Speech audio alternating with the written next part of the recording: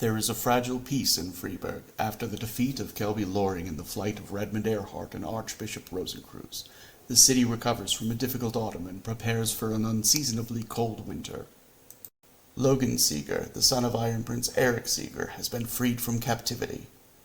Chosen as the successor of Nicholas Trogg, the Iron Princes must now be swayed to recognize his legitimacy and ensure his succession does not upset the delicate balance of power between them. The Iron Princes have not gathered since the end of the 30 Years' War. With no imperator and no successor, Eisen sits on the perpetual brink of a violent struggle for power. The Iron Princes' agendas are their own.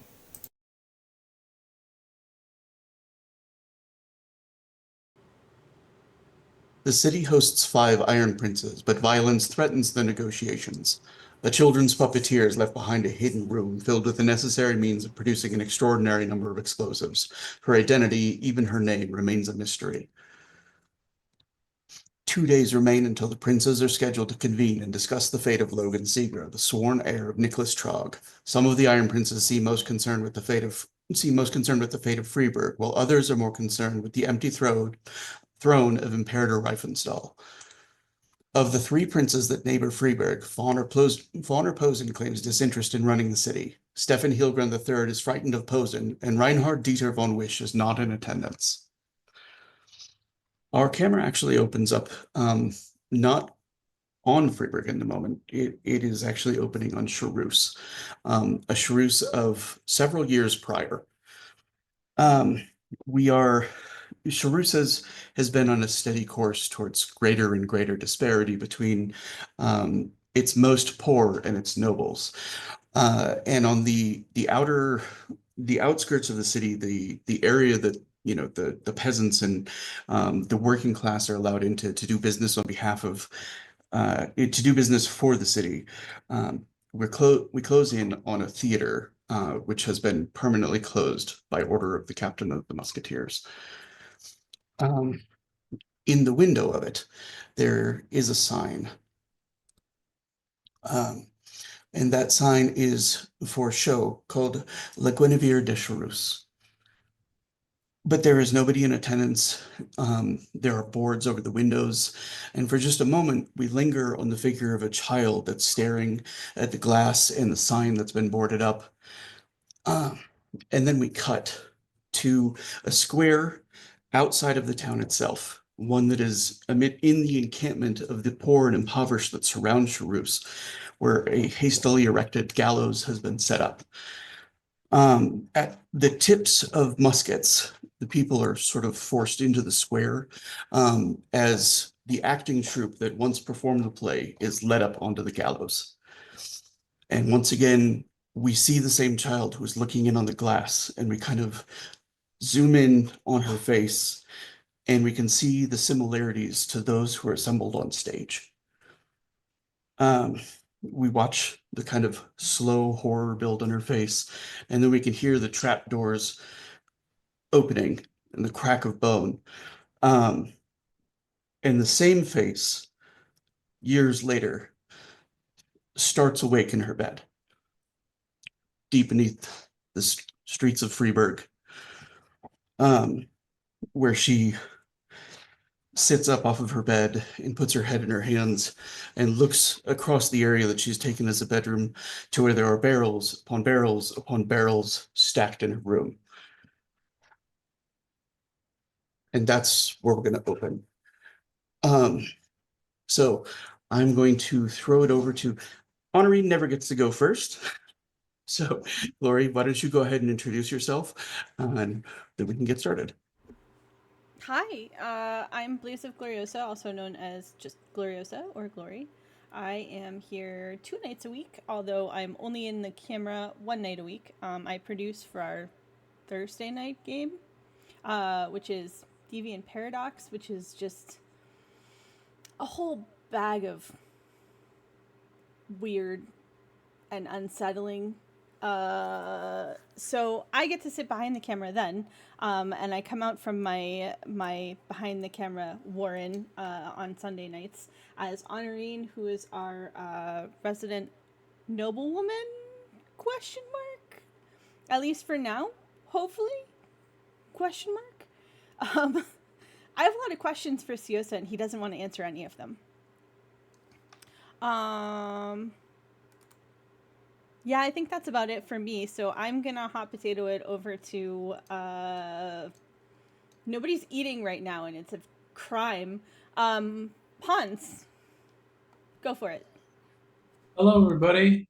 My name is Rory. I'm playing our wonderful soldier boy, Hans You! Ulrich, here tonight, this wonderful Sunday evening with these wonderful people. Um, this is the only night that I am present on the Dirty 20 Gaming channel at the moment. Could change in the future, who knows?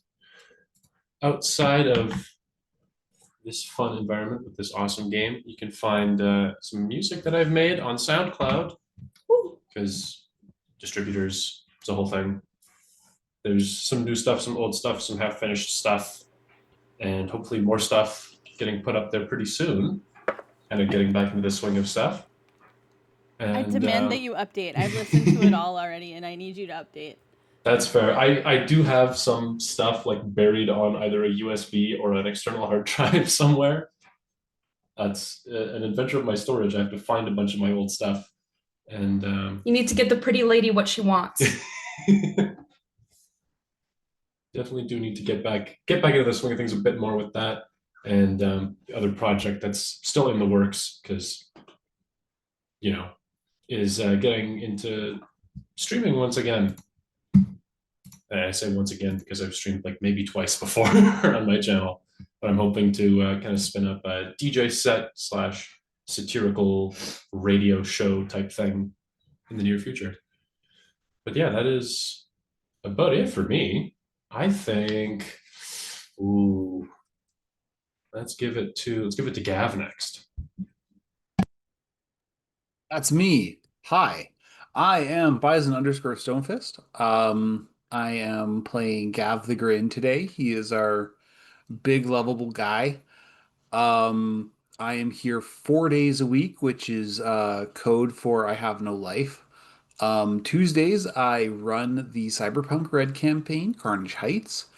I We just killed a character, so big drama moment.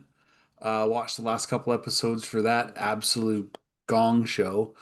Um, on Thursdays, I am along for the ride for Sarah's City of Mist campaign, Deviant Paradox, where I play Garrett Sakes, the depressed emo kid. So emo, he literally lives in the shadows. And on Saturdays, I play the newly minted captain, Calvin Scooter Hobbs, for our Starforged campaign, Starsworn. That one's also very interesting. My ship is barely a ship. It kind of moves. It more or less. It's being towed by a crab currently. Um, who's an edgy boy? You should hear the music he listens to. It's totally not that. Anyways, let's go on to badges. Not badges. Bad Kyle. Well, it's good to know that I made an impression as the world's saltiest fucking druid, but yeah, I don't play him anymore. Instead, you can find me here on Sundays only playing Len, the ass of Asura Costin, who also happens to be the Herald of Doom, who keeps just tripping dick first into all sorts of terrible things and uh, horrible fates. And, of course, glad you're here today. You found me. You didn't think I forgot, did you? Um, and I did outside think of you that, forgot, actually. yeah, no, never. Besides that, you can find me on the Discord posting unhinged memes, mostly unhinged food memes, but why limit myself? And besides that, you can find me possibly around Twitch, modding for half of Twitch sometimes it feels like, and really nowhere else because I don't wanna. So over to Ruth. I have to interject and just say that Bad Kyle is working hard to avoid being typecast as badges forever. So, Yeah. Try and spread Working out. hard or hardly working, am I right? yeah.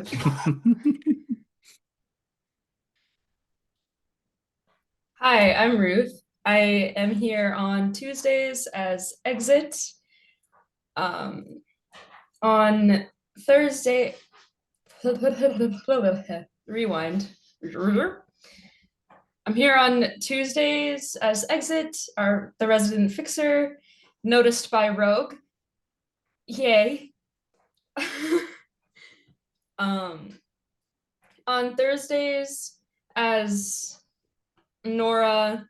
What the fuck is up with these kids, Avalon? And today as Runa. She's cool. Keep watching. You found me. I think that's just my way of saying I'm done now. Are you handing it over to me then? Yeah, you get Okay. the talking stick. Talking stick. Okay. So I am Ziosa, and you can only find me here. I'm allergic to social media, but I am on the Discord quite regularly. So I also on Friday nights play Anchors Away in our Friday night game Up the Creek, which is a Rapscallion Let's Play, but it's set in a post-apocalyptic version of our world, which is just how flexible that system is, that we have a lot of fun with it. So um, with that said, we're winding down too. Like I think there's like 2 or 3 episodes left, so we're definitely building to the conclusion. I would say Gloria should come watch, but we're about to go into the actual like zombie-topia city, so maybe not. It's funny that you use topia to describe that because it does not sound like a topia to me. Dystopia is still a topia. It sounds like a fucking mess. Dystopia. I mean, it's a topia for somebody. It might be a topia for the zombies. So, all right. So, with that, let us get started. We are still sort of in the midst of, ongoing action, so I'm not doing the introduction again. We're just gonna sort of jump right into it. What? You're giving me a look. Is that read the thing look? I need to know what we're starting with here. I need to know what we're working with. We're still starting off with the original letter that started it all. Oh my god. I'm not reading it again. Mm-mm. No, not that letter. The letter that invited all the Iron Princes to the city. All right. So everybody had been gathering at the Bear House and discussing the plan going forward as to what they were going to do. I think the one person who didn't really know was Rosa, which sort of works out since she's not here right now. So um, so I'm going to assume that Wilma kind of scoops Rosa up to start doing damage control with her with the actual Iron Princess. While everybody else is kind of digging into the search. So, um, and Glory brings up the point that Honorine was a little sidetracked. She'd been on the fish date, so I don't think she's been clued in yet. But I'm happy to have somebody kind of Rosa their did character tell went off her to what was kind of going on, but she wasn't at the meeting. Yeah, she can be there or she can be elsewhere. I'm good either way. I'm good with the fashionably late arrival, and that way Honorine is kind of clued into what they do know at this point, Okay. and the plans going forward. Wilma and Rosa have already left, and it's sort of, Hans is, I think, going to be looking into Mr. Upman himself. Len is going to, I think you're hoping to do some Imperium-based, more searching. Yep. As well as getting the whole Fischler and Sister Fischler reintroduced, because we still hadn't actually connected those two dots. Yeah. That's something we can absolutely do tonight. And Runa and Gab were both going to be going and speaking to different people with authority in smuggling. Um, and I think we are Honorine had some follow-up business with Ettore that was scheduled for the morning, but she also knows where he lives if she wants to go early. All right, so that catches us up and hopefully catches our audience up a little bit as well. And do we have somebody who would like to be going first? I mean, I can, if we want to do the family connection thing, we can I'm happy to move that out of the way before, because Len will be doing that a lot of that searching more in the evenings, because he figures now that security's tightened down a little bit, if they're going to move them, they're going to try and move things at night. Um, the and I will say, Hans does actually like get word that one of the things that Vasya has already gotten hold of, is that the barrels that are filled with gunpowder, the ones that they've found so far, they have been marked with a green draken, Interesting. just painted on the side. I mean, like a maker's mark is not uncommon. It's usually used to identify like a particular kind of rum or something like that. And that isn't to say that like there might be barrels that aren't marked or whatnot, but they've at least found a correlation so far. And since his own men are expected to be deployed throughout like Finehearth for this, he just sends a runner with like the update. And Yeah, keep an eye out for all that shit. yep. Okay. So, Fischler is meeting with Len, it's like post date at this point. He's still kind of like in the suit, seems to be still buzzing a little bit with like excitement. Like, I think it went well. Oh, good, good, good. I think you two could be really good together. I think your advice served quite well. Always happy to help. You did Now, not warn me, however, her dress was going to be so low cut. I was completely tongue-tied. look, I haven't seen her go on a date before, so I had no idea what she was going to wear. You can't put that one on me. No, and I couldn't hold it against you if I did, but That's fair. That's fair. Oh yeah, forgot about the accent. So he's been doing that the whole time. he but yeah, he's kind of, there's definitely like a spring in his step as he like heads into Gertrude absolutely greets him without any awareness that he's like Falk Fischler, like, oh, who's your handsome friend? Does he need a place to stay? Oh no, he has place to stay already. This is just a friend I'm sort of showing around while he is in town for a bit. I do not think he will be staying, but he may visit from time to time. um yeah, and I think Len has been fairly busy and hasn't been able to be to his room too much, like his townhouse. Not too much. He's tried not to leave Katrina like fully alone. He's made sure she had food and such, and she's got the kittens and whatnot to play with. But he's been by mostly to maybe sleep, change clothes, give her some of the skinny, and then Yeah. And you can tell that like for her part, she is not used to having a lot of time alone. She was the like Gaius's wife of Usura, and under constant scrutiny as well as constantly attended by servants. And that while to a certain degree she has appreciated the solitude with only like the cats for company and stuff, the cats do talk, that now she can understand them. yeah, And but she's also like the bookshelves that are in your home have been alphabetized. There's yep, probably been some dusting that you're not responsible for. yeah, Um, yeah. she looks Did like you she's take just down all the pictures of Len? The admirer pictures? I no, she hasn't done that. They're like squared though. Like Oh, I how was like when asking they're like Len. really well set out, Oh, like that they have an exact amount of distance between them and stuff like that. Like that she's like rehung them so that they like more perfectly fit the room. yeah. No, Um Len didn't take that down. She's a grown ass woman. She knows where babies come from. She's probably seen an ass before. Uh, there are bigger, more important things than worrying about. Oh my God, is my almost crush um, of decades ago? Is she seeing me in somewhat compromising? I mean, it's not like he's slinging meat in Weird any of them or priorities, anything. man. So Yeah, that's fair. That yeah. one was for the exhibit. we don't Um talk about where that one went.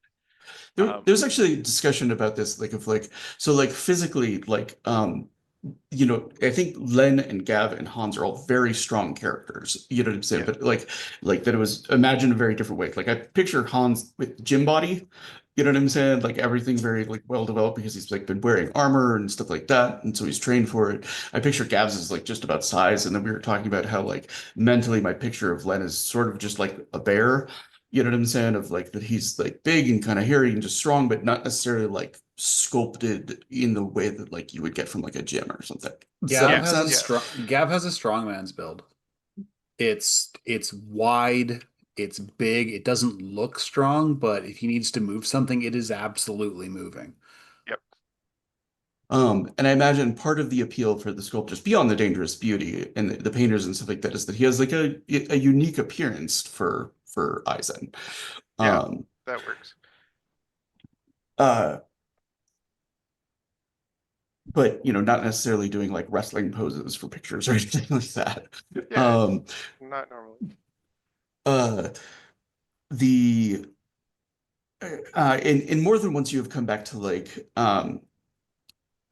Catherine sort of struggling with whatever animal form she's adopted. Like she seems to get into them fine. It's coming back to human that is harder for her. Um, Yep. And he'll take the time he can to talk her through the experience about centering yourself and then remembering yourself as a human, remembering how a dress feels, remembering how things smell and look and taste different when you're a human. And it's all about finding that visualization, holding it, and pretty much pulling yourself back into it.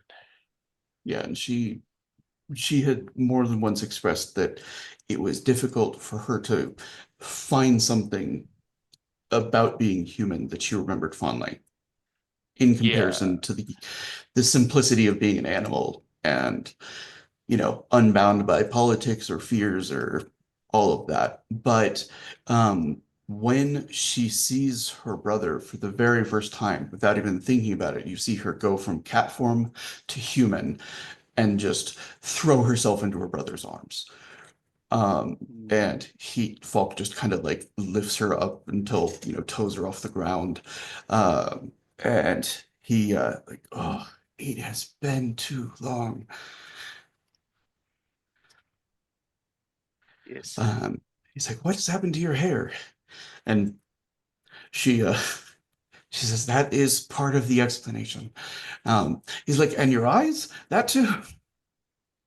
Because like literally both her hair and eye color has changed Yep. since he's last seen her. Uh, and um, they start going back and forth. So she's like a sibling that is fully like a decade younger than her older brother. So like she was forever the little sister. Like they weren't contemporaries, you know what I'm saying? Like they weren't in like the same social circles. So like you can see all the protective instincts going on, you know what I'm saying? And there are just there are a ton of like details about all of the time that she spent in the guy's company that she had kept out of letters to him. She was afraid they would be intercepted by spies or interpreted poorly or and it just all starts spilling out of her.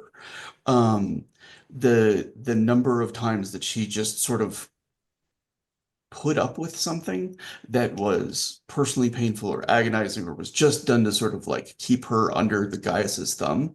You know what I'm saying? Like some village that was going to be sent to be tortured unless she was obedient to him, unless she bent knee when she showed resistance. It's just like bubbling out of her. And I'm not saying it in character because it is like a stream of consciousness that's going on for minutes and minutes and minutes and probably could go on for hours. And Falk just like he guides her to a chair, he like sits her in it, you know what I'm saying? Like one of the cats is already rubbing against her ankle and he just kind of, scoops it up and puts it in her lap and she absently pets it while she's talking and um And make sure they have wine and water because all that kind of talking and outpouring is thirsty work. yeah. Um and uh there's like at one point when you kind of just like go out to like get something from the stalls that'll be fresh and whatnot and come back and like set it down and she takes a bite and like there's just like a sort of fresh burst of tears. There's been like multiple incidences of them, but you realize this is probably the first eyes and food she's had in a decade. Yep. and just the familiarity of it is sort of like overwhelming. Does that make sense? She's been here for a few days, but it's all coming up right now. So Yeah. Well, it's different and more real when she actually sees her brother there yeah. finally. Um and uh it goes like it's going to be going on for quite some time. You can tell that you can probably leave them here. They'll be safe and out of sight. Um, And he will then, but he'll be like, please do not try to return to your quarters without escort. I will be back. First, I need to make sure that you and the other Iron Princes are not blown to smithereens. So he's and just gonna she kind of just kind drop of that like, one and wait, just what? You know, she I was kind just of gonna just say, leave is he that. saying this in front of the sister? Because like that's Yeah, bad and ixnay. like, um, and she stands in like you. You had not realized the degree to which being the guy as his wife and sort of like helping Usura um to survive under Ilya had like seeped into her until you're starting to walk away after the dropping that and she like Len Costin with the voice of a goddess. yeah. And Len will stop and turn around for a moment, and he's like, "You are always a princess to me, but you are not my ruler. Your brother will explain. I have things I must do. Please spend time with your brother, and we can talk about it when I return." Caw-caw! She nods and she accepts that, but um and uh And yeah, he's gonna just leave them with food and wine and kittens, and he's gonna go scour the city looking for bang barrels being shifted around and like folks trying to move barrels around the various blockades and things. okay. So this is going to be there's going to be a couple of search roles that are going to be building towards like a fairly high target number, but that multiple people can contribute to in like different ways. Does that make sense? Yeah. So what I'm going to do is I'm not telling the target number, but I'm going to have you roll the you're using your hunter knack, I'm assuming, sort of in conjunction with your animal senses. Yeah. Okay, so that'll be wits, keen senses, and hunter. Um, and if you have a specialty that is appropriate to that, then you can. Yeah, I forgot to put it in here, but it's just hunter. Or is hunter like an actual heading This under it? specialty is so it's naturalist. And if once you have a three, then you can hunter. I will allow hunter because you're searching for things like by scent and by small traces and stuff like that. So Okay, so 3 + 2 + 3, so that's 8 keep 6. Since I have 3 in hunter and 3 in wits. no, those And are the hunter ones are unkept dice. unkept type. So So you 8 only keep keep your wits. oh, Yep. 8 keep 3. All right. Still, I like those odds. So we'll of course this is where Roll 20 fucks me. I mean, you got a 50 something the other time, so you can't really bitch Yeah, too much about that. that's fair. 25 is still not bad. That is a good start. Um, all right, so I'm gonna keep that like close to the chest for now, as far Okay. as how that comes out. And as other people get the chance to contribute to that, I will kind of do a reveal about it. Does that make sense?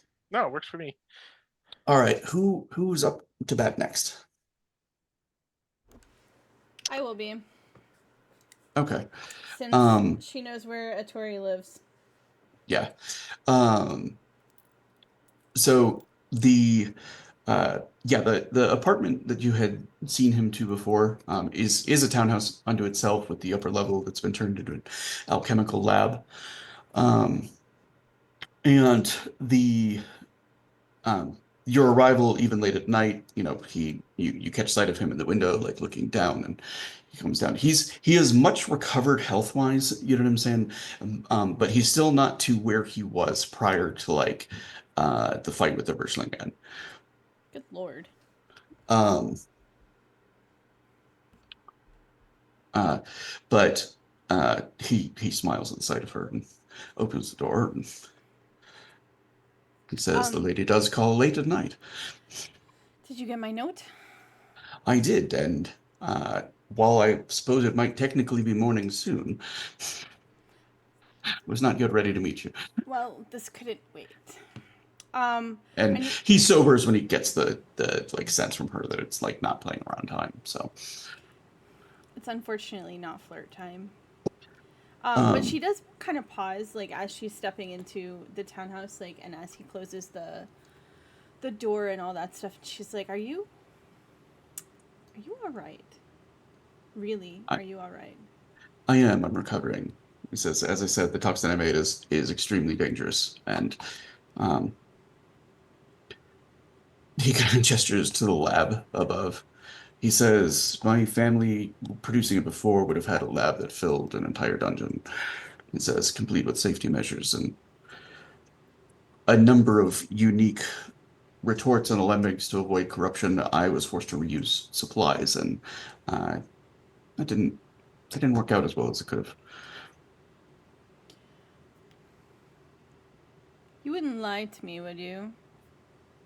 He says, oh, I absolutely would, but it depends on the subject.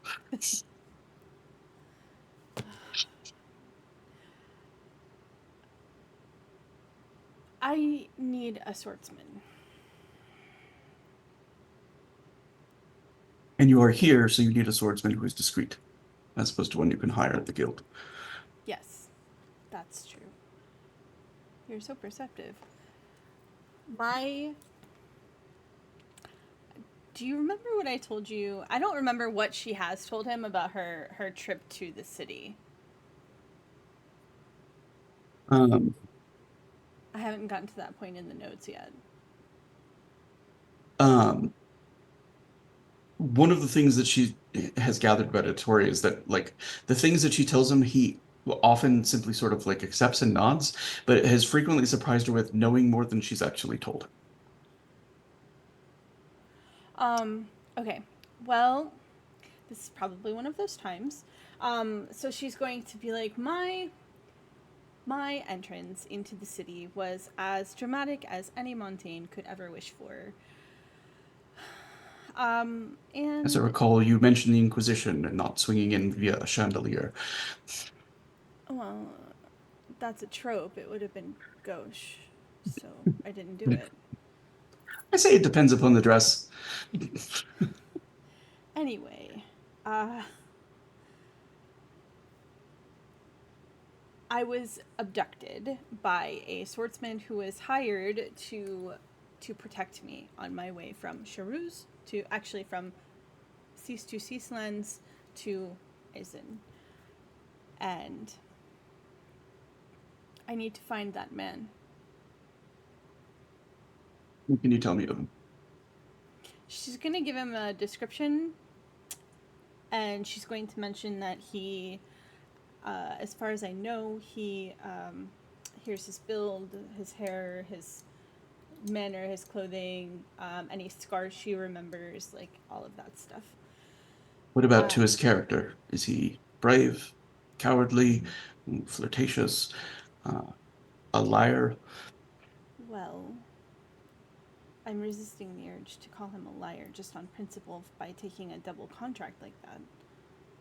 That is a valuable trait to determine because there are swordsmen most noted for their dishonor and those noted for their refusal to break even the word of a contract. He he was not flirtatious. He was a little he tried to be a little bit flamboyant.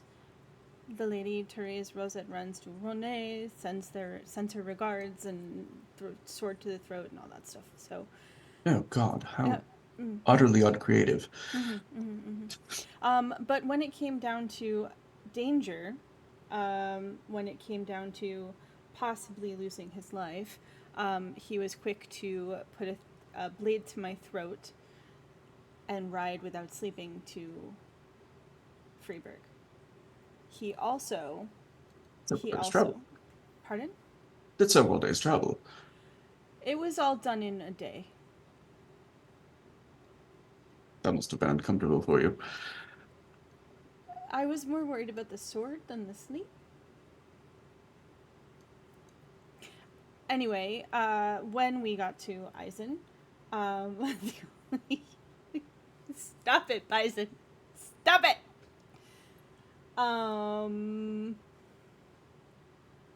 When we arrived, he went straight to the Inquisition.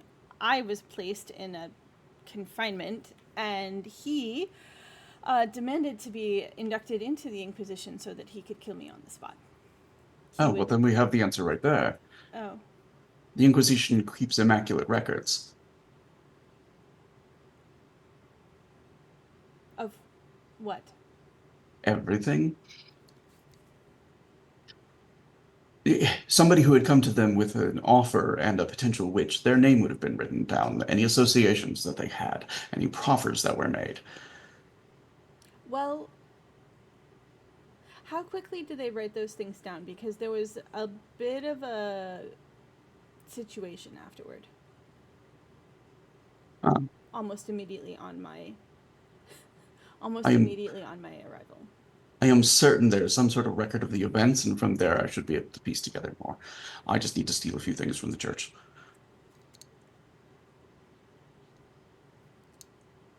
You won't get any objection out of me.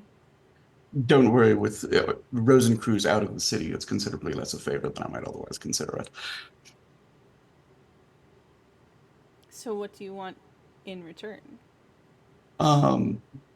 He kind of like it tugs her closer by the hand, and like she's very much pressed up against like the back of the door, with his mouth like very close to hers. Says, "What is on offer?"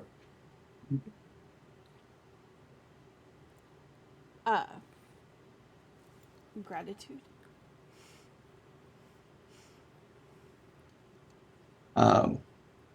He Payment. he looks terribly offended at the second. He says, "Gratitude will suffice." I would owe you a favor. I would. He gives a nod at that. Says, "All I would ask of the lady."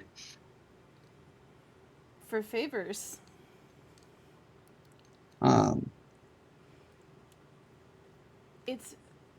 It's very important to find him with some alacrity. I wasn't as worried about it. As you know, I've been in the city for some time, but the situation shifted. I'll have to find something dark to wear. Which you don't think you've ever seen him in anything that isn't some shade of dark. My finest black shirt. But I don't understand what is being said there. Like, as in, he can get on it right away. Does that make sense? Like, all he needs to do is change clothes, and he can start working on it. I shall go in disguise. Yeah, but he walks away. You can see him like unbuttoning his shirt as he goes. Still watch. wearing very much some tight-fitting leather pants. Yeah. There's. I'm gonna watch, and then kind of slip out the door. Let myself out. Try not to be seen leaving his house at 1:00 in the morning. I will let you make a comment or roll for that. No, you can get away with it. Do you want me to? I'm teasing. The kitty's on my side, by the way. She was very interested in the pizza rolls that formerly inhabited this plate next to me. And so yeah, that's I think that's it for me. Honorene's going to return to her own house, unfortunately, and try to focus on whatever she's supposed to be doing to help out with the thing that her friends are doing. Okay. How is it that you would like to help? How is it she wants to? So herself the to that. idea is to try to figure out who is getting things in and out of the city, right? Or is that already that's pretty well covered? That's what I think Gav and Runa are looking into with the smuggling. The other thing that they're looking for is a search for like where the explosives might be hidden. Well, that doesn't seem like something I would be very good at. But what about providing a distraction? Um, What about who some are you distracting? And who are you misdirecting? So some misdirection, because it seems like it would be a good idea for whoever's involved not to know that they've been caught on to. And so there's probably, because Hans is in theory going to go arrest Upman and stuff, right? Yes. Unfortunately, Vasya has already sort of tipped the hat as far as that they're onto them because he's been doing searches at every bridge across the city. Well, So he's got as well as a sledgehammer. he's a Eisen guard captain. He not really used to conducting multi-stage undercover operations. To be fair, neither are we. She would ask people if there was anything she could do to assist them. So I don't know quite what to offer right now, but feel free to come back to me after So, some people. how about this? I will have the honorine is kind of at the bear house and awaiting word back from Ettore, but also passing messages as necessary as others are doing their investigation. So at some point down the road, you can offer assistance to somebody who's making a role in the form of, clerical assistance that was rendered earlier. They might have the money that they need at the moment or just whatever she can bring to bear. Peachy keen. Does that work? Super swell. Okay. All right, who would like to be next? Sure. Okay. Um, so, Gav is headed down to where he knows. Gotta look up his name again because it is a fun one to pronounce. Geralt, which sounds so close to like the Witcher name that I keep. Yeah, I know, like, right? It's not that. It's not that. Don't say that. Geralt Gilbertine. And so Gav has escorted Rosa back to her old home when she was in Flucifer more than once, right? Rosa? Yeah. That's where the first fight happened. It was Well, like and I right think outside. he was skulking it when like he met Ettore and stuff. Yeah, So yeah. he's actually seen his counterpart in 2 out of 3 letters, Tav, the Russian who had the store next to Rosa and rented it out. Um, he's working muscle uh outside of Geralt's place. Hmm. I mean, he just lost his store, so it makes sense he's kind of he's been doing some work and stuff like that. But it suggests that it makes a certain amount of sense because Geralt was always smuggling things and he had a junk pawn shop, get rid of any kind of random items. So they Tav is a probably, fence. Mhm. Okay. Yeah, it makes sense that you would continue to work for Geralt. Yeah. Probably, I mean, he was probably independent for the entire time that he was doing that, but had probably worked for him previously, had a connection, used it to get some supply and stuff like that. But like as opposed to like an employer-employee relationship, they just had like a, mutually beneficial A business relationship one. kind of thing. Yeah. Good evening, friend Tav. It's been some time.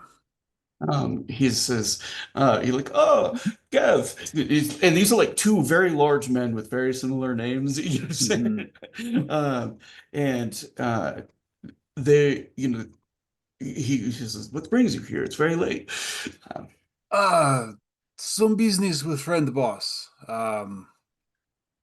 You know how it is these days. I am always doing something. he says, Geralt seems to know everyone. Very well connected man, da.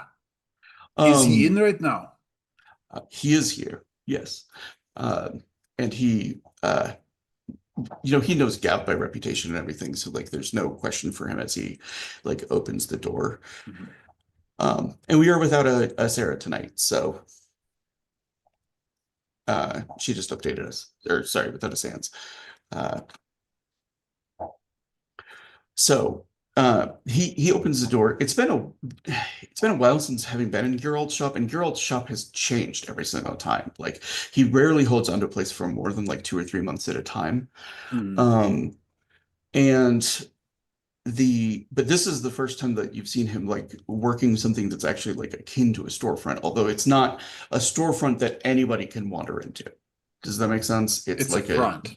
well, no, it's because there's no law in Freeburg, so there's nothing to say he Yeah. can't do what he's doing. Yeah, But that's what true. he's doing is sort of a wild enough thing as a storefront that he's just not opening it to the public because he knows there's a limited clientele who'll be interested.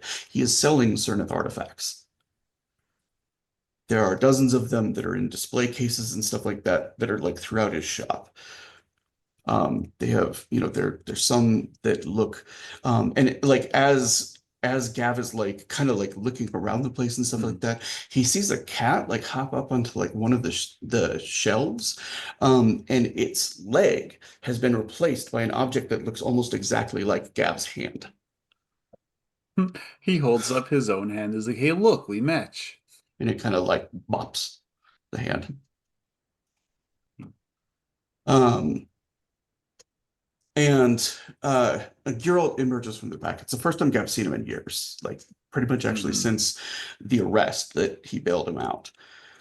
Um, Gav, had heard word of him. Like he captained a boat. He has his own ship, and you can see that there's actually like a ship's wheel that's like mounted on the wall.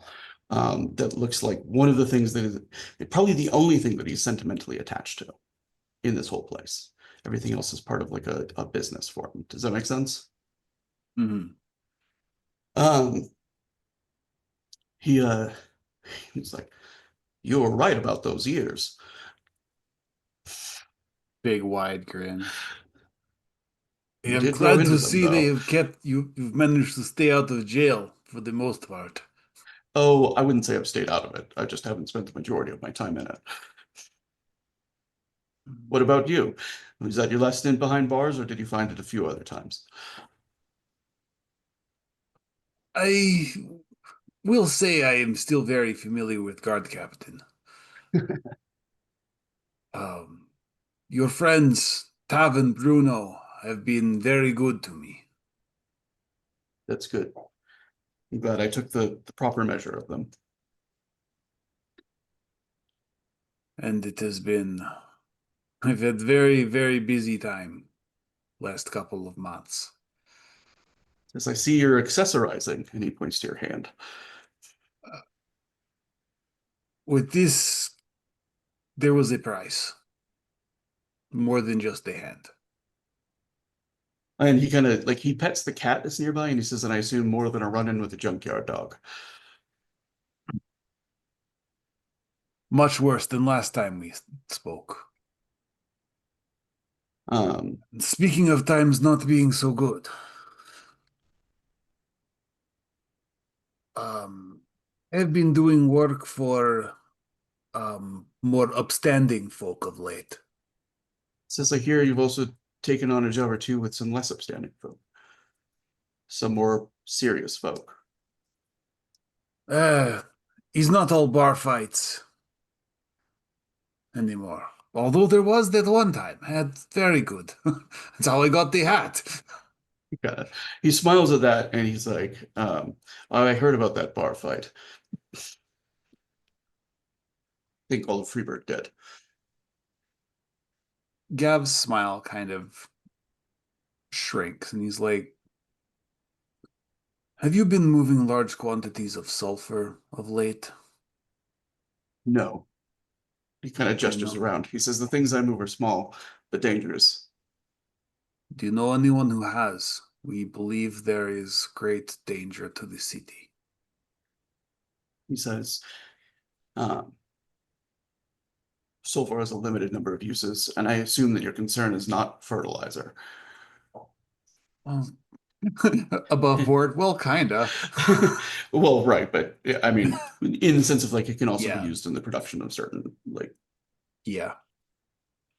I'm afraid war never truly leaves this city, does it? Some theories on that.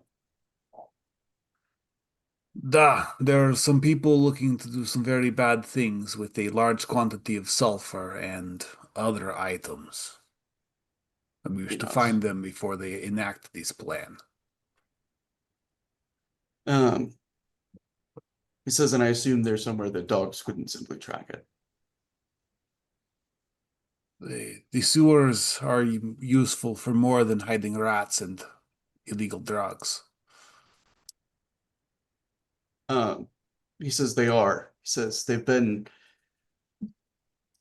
uh, rebuilt and rebuilt so many times that nobody knows where all of the secret passages and hidden compartments in them are.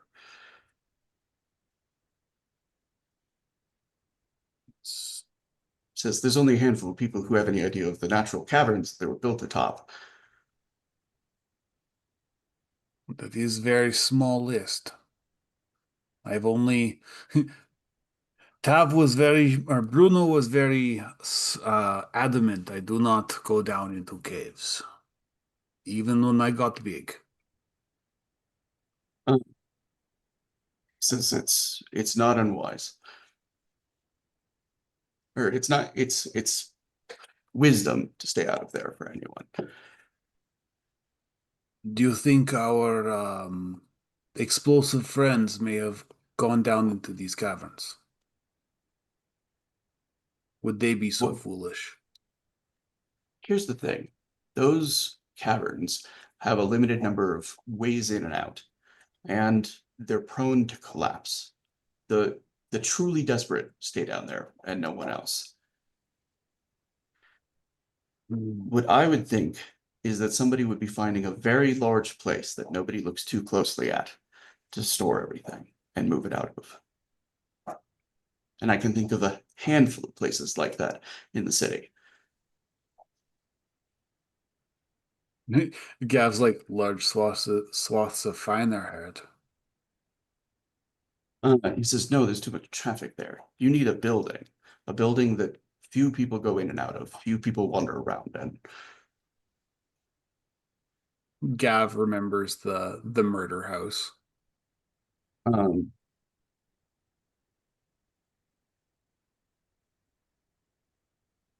he kind of, the place that I would check is down in the Vendel Quarter. Says Stroud Mansion is down there. And Gav knows that by name. Stroud is not like Strahd from I kind of Ravenloft. figured. What he is a madman with a mansion. He lost his mind a while ago. He gives tours of the whole place, and his story about every room changes every time people are going through it. People can go through the same tours like 6 times in a day, and they'll get a completely different tour every time. Sounds like And a steady nobody, form of income.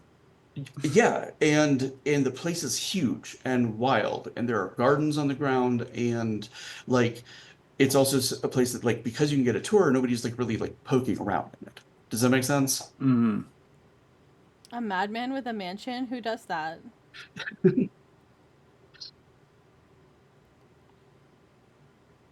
This is this is a start, and I appreciate your forthcoming with. How has business been?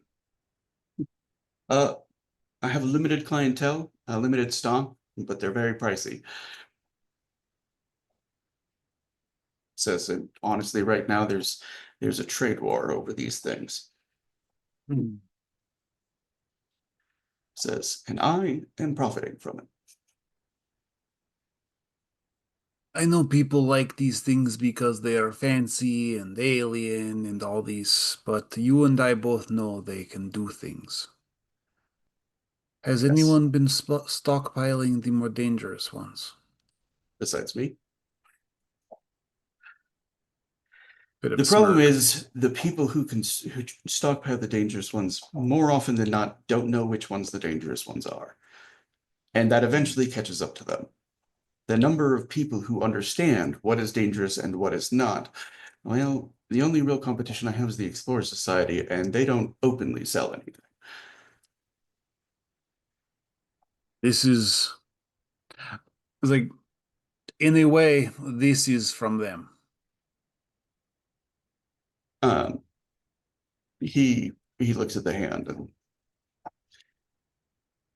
he says compensation for an injury sustained.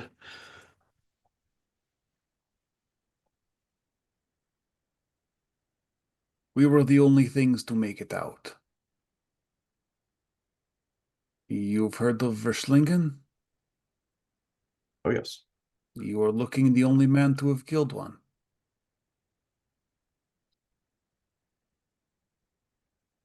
Well, you could do a steady business with that on a business card. He grins. Yeah, we'll be honest, is not something I wish to do twice, but such is life. He says, "Can I see?" And he kind of gestures to your hand. He puts his hand out and You have toyed with this thing more times than you can think. You know what I'm saying? Like pushing on things, twisting things, whatnot. You watch his thumbs kind of like move over it, and for the first time since you've had it, it like pops off. Just disconnects completely painlessly. You have no idea how he did it either. It's just like the exact right spot, something that you can't even see. Um, I have and watched 5 guards try to rip that off as hard as they can. and he kind of he lifts it. He says the truly remarkable thing is that this won't just work. He says on any limb. You can put it on a foot, you can put it on a hand, but it doesn't even need to be. And he kind of gestures to the cat. He says it works on anything missing a limb. Truly remarkable item. Um, It also says- stops his sword. he says, That's right. Who put it on you? I did. Um, He it says- belonged to a friend. He And says, "Show me." didn't- And he takes it Doesn't- back and he just kind of, it's not ceremonious. He just sort of like pops it into the stump. Yeah, and the thing is like it doesn't reconnect. Like Gav is blacked out the moment that he actually had it put on. Like There was a lot of pain involved. there was a lot of pain involved. There was the Verslingen, you know what I'm saying, his hand, but he like came out of it with the hand on. And I do not remember the rest of this part. And he Kind looks of- kind of concerned. yeah, and he kind of like reaches over and he just puts his fingers in certain parts of it and it like reconnects exactly where it was. Does that make sense? And what's interesting is like when he attaches it, instead of having 4 fingers, it has 5 this time. It like regrows them properly. I don't need to use these to count anymore, but it is good to know I can count to 10. He kind of laughs. He says, "I think there's something to be said for a factor of 9 system." Math joke, I'm sorry. No, I totally got it. I didn't know if Gav was just like staring blankly at him or not, but Yeah, Gav would have been stared blankly, but player got it.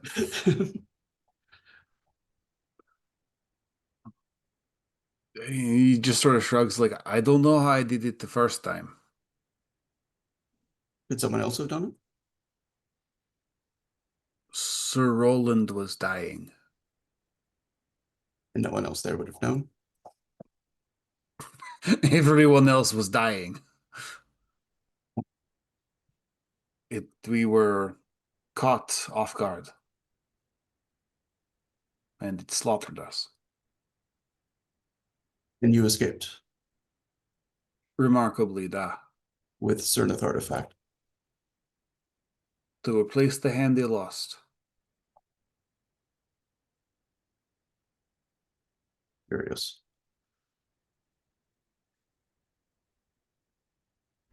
I'm a little How mad so? right now. Like, what are you accusing Gav of, sir? It doesn't, there's no like sense that he's accusing Gav of anything. Does that make sense? There's a piece of the puzzle missing, and Geralt is a man who excels at puzzles. It's like missing how so? Or He says, sorry, "Well, curious how so? he says, you did not know how to attach it. He says, your friend who did was dying. He says, and you emerged from that circumstance with it intact and aligned in a way that I've never seen before. He was already dead. The hand came off. I tried to grab him. I was too late. I've only known them to release, other than the method I showed you, at death. That is fair, da.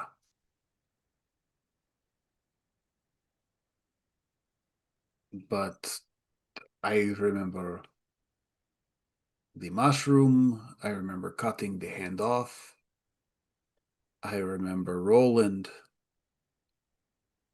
And then I remember running with two hands. He does. May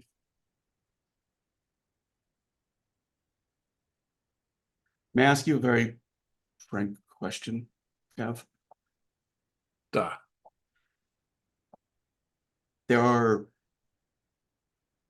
I know that you have found yourself in a company that is trying to do things on behalf of in behalf of the city and to its benefit. Says, I also know that there is another group that would very much like to recruit you that does not necessarily have the city's interests at heart.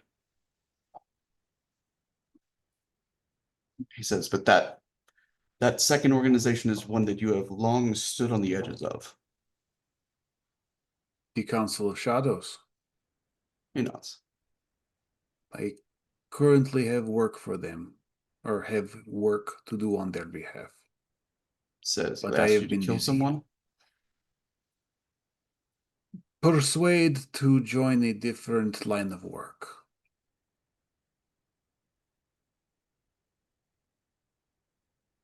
He looks thoughtful.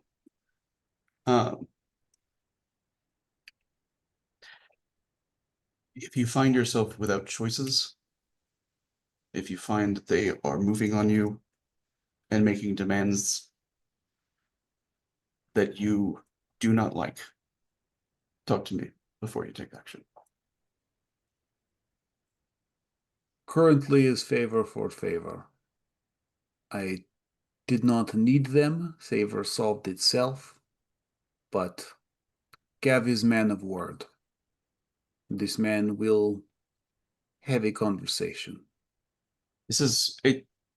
I think I know the man that you're talking about, and I know the kind of favors that he asks and how they can snowball over time, and how he can work to provide something for you, to make something easier for you in return for more work on his behalf. His method is a system of favors, but as you grow deeper and deeper within it, that system is enmeshing. And you are all the more valuable to them now by virtue of your association with those that you do know, those that you are now associated with.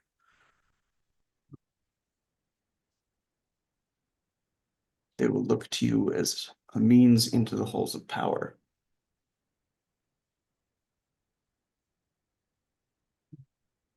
Gav, it's not a derisive snort. It's more of a these men severely underestimate my pull. It's like I am muscle. I know that you, of all people, know how much one person standing in the right place at the right time can make all the difference in the world.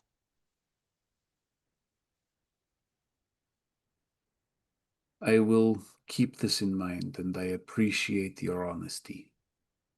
You have always been good friend. As you're a good kid.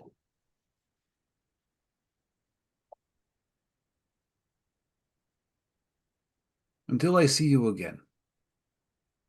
Said, you'd like to pick anything up? Let me know. I'll gift wrap it for you. Maybe I'll browse for a little bit. He laughs. Don't touch anything in a red box. Fingers stay in pockets. Da. Yeah. There are almost as many artifacts in this room as there were on display in the Explorer Society. Gav's actually gonna like, he's not so much looking at the items themselves as much as he is trying to read any labels associated with them. He has a system of where you can purchase identification and known quantities about a particular object. And he's also willing to do identification and like assessments of other objects Oh, for a okay. smaller fee. Does that make sense? Oh, So no, he has, he's honestly just trying to practice reading the labels. oh yeah, that's You fine. know, like this is, you know, found here, or you know, Yeah, it does this. there's a number of objects. There is one object that comes to mind because you've seen it before. Okay. The lens knife that had like a small little like strange prism of light inside it. He has one of them. He refers to it as a light battery, and he describes it as having been recovered in a place called the Thulusian Islands. He would not know where that is. No, Jesus, guys, I've seen something like this before. says it doesn't look like much, does it? It is much more than it looks. Says it took me about a year to figure out what it was doing. He kind of like holds it up. He says, "Do you see the little red band in the middle?" And you see that there is like something different between it. Like there's like regular light, or it's like regularly colored on both sides. There's like a little red strip in the middle. Da. He says, "I put it into a room with red glass as the only source of sunlight that was coming into it. Um, the light was filtered through the glass and went into it for a month." Says that length on the battery is a month long. Of And over sunlight. time, it says it collected sunlight for a month. Hmm. And when I changed the color, it changed inside of the battery. Did you have to focus it, or was it just leave it, literally leave in sunlight? Literally left in sunlight. Huh. Interesting.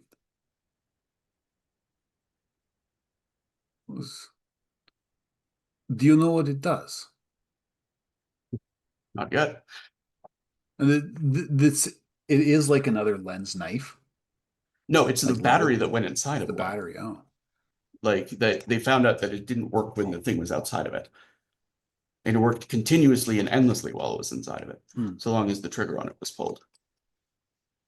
it is like well, we wouldn't know what a battery is. Like storage for fuel for other items. The one we found was a knife. May I examine this knife? I do not have it. A friend of mine is currently taking care of it. Bring it in. I'll owe you a favor.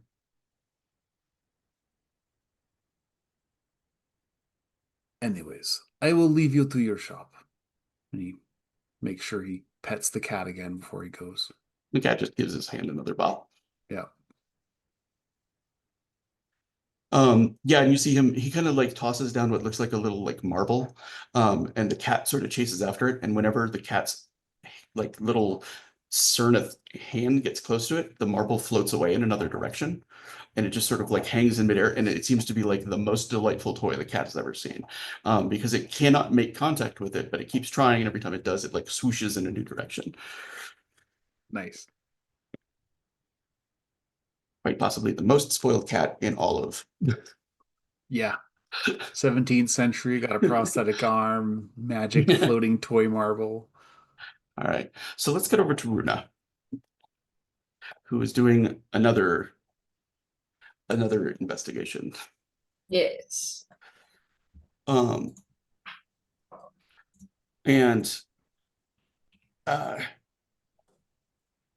it's kind of late to show up at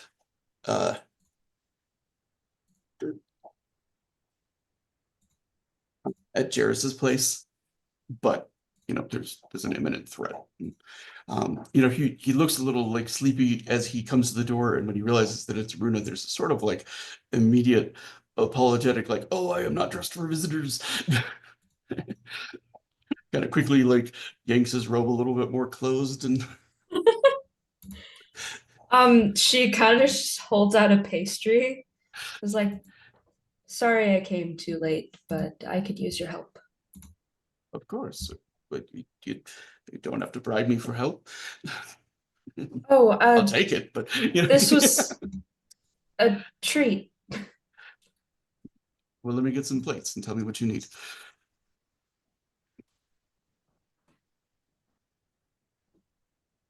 And he's back a moment later with like plates, like the pastry split in half, and knife for both of you. And Because I realized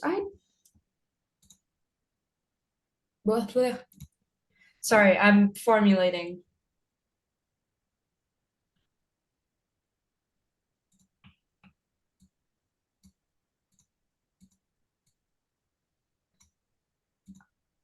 Yeah, very much calculating. And I had it. okay. Can we come back? Never mind. I got it, I think. Why is it that this happens when I'm up, but I can think when I'm not? I know it's about smuggling. Would you happen to know of anyone smuggling in large amounts of sulfur?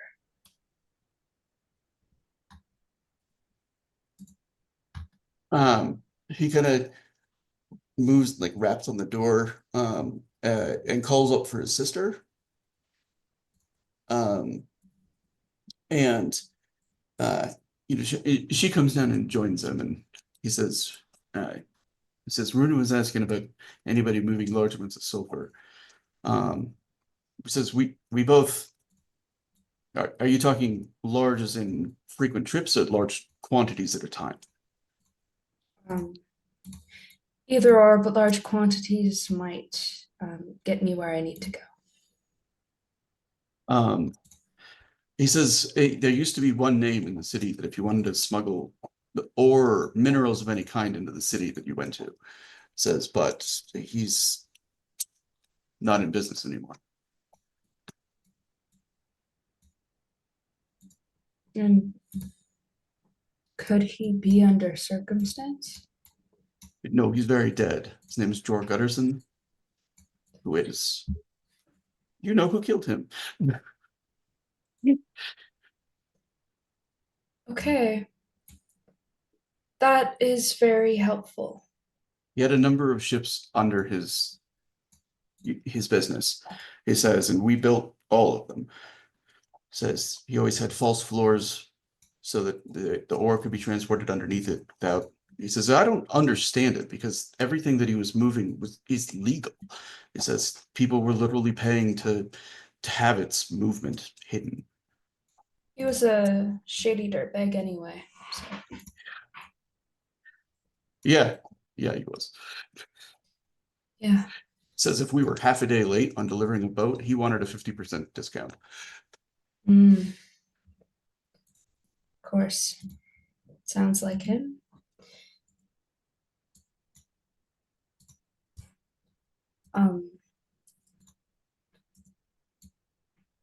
Thank you. This has actually helped quite a lot, although. You want the name of the ships that were under his employ? Could you repeat that? Sorry. He says, do you want a list of the ships that were under his business? Please. He says, I couldn't tell you where they docked after we sold them, but he was the one who paid for them and found captains for them.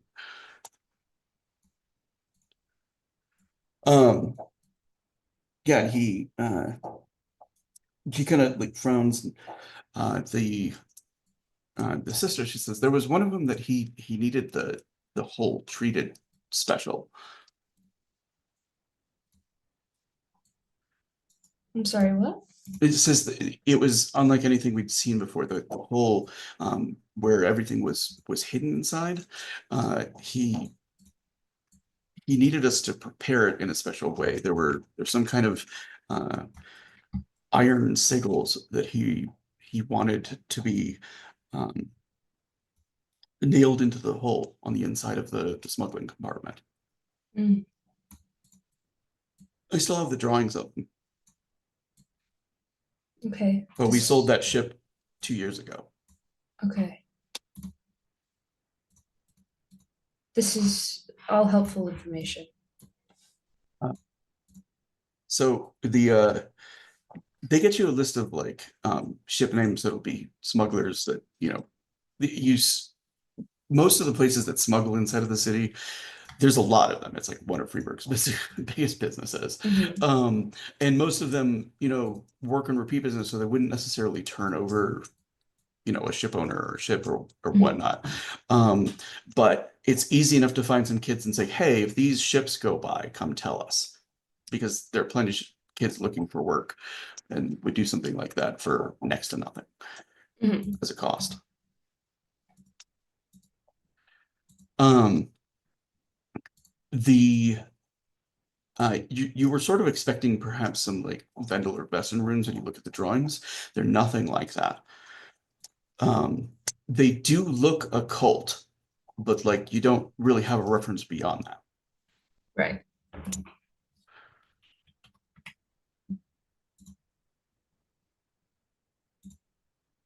Hmm.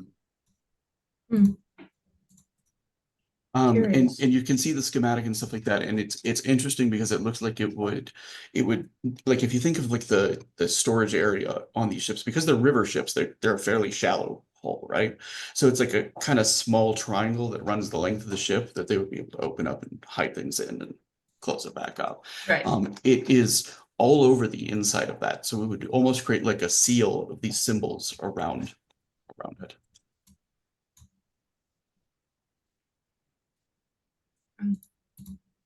What are these symbols? You'd probably have to do some digging at a like library or like somebody with occult knowledge might have more information about it. That they're not in a language that you recognize. I was asking the twins. Oh, yeah, sorry. She says we asked. He just told us that was what the client wanted. All right. It's English. Right, Hide right, stuff yeah. here. Um,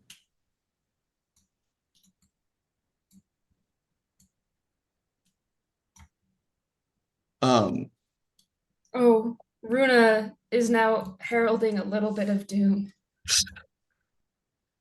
um, and as you're kind of looking through the notes of the ship, here's where I would actually like you to make a roll with your sailor skill. Okay. And your wits. So Oh. Okay. I only have 1 point in sailor. Damn. Okay. So that's 3 keep 3, correct? you have a wits of 2 or keep 3. 2. My bad. Yeah. 11. So you can't really tell what they're for, but there are some unusual choices of design as far as like what is specifically being commissioned on this trade ship.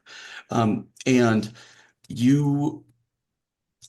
it's probably something that you would need a more seasoned sailor to tell you exactly what they were for. Mama. She would probably know, actually. I know, and this sucks. Um,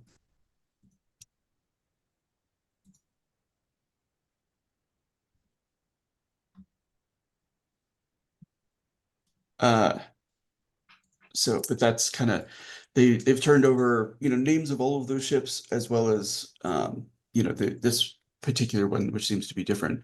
The sulfur has a very particular smell, so you would just have to like smell most of these ships to tell if they were ever used for smuggling sulfur. Mhm.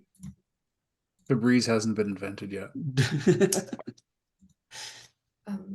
Thank you both It's- very much for your help. Yeah, he says, well, that's it. Any occasion to see you, I'm happy for. We're still gonna have to do a makeup date for that. By the way. He says, I am working on that boat and it's almost river ready. Well, you know where to find me. Um, and let's her out after that. What is she doing with her time? If Honorine's at the bear house, she's gonna bring some of the information to her. Cause I assume it's a bit late to go and talk to Wilma. Yeah, but the two of them can absolutely meet up and kind of discuss it. Mhm. Honorine adds it to her red string board.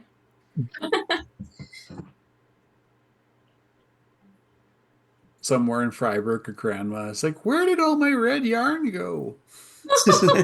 I needed it more. So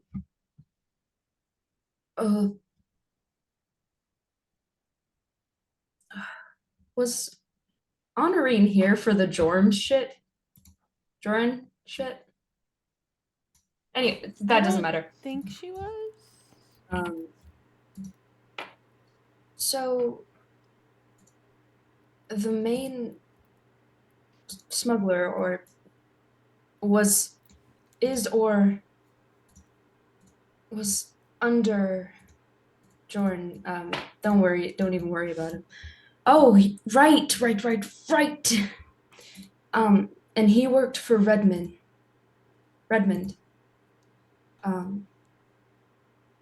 And I have the name of all of the ships, so this could help us.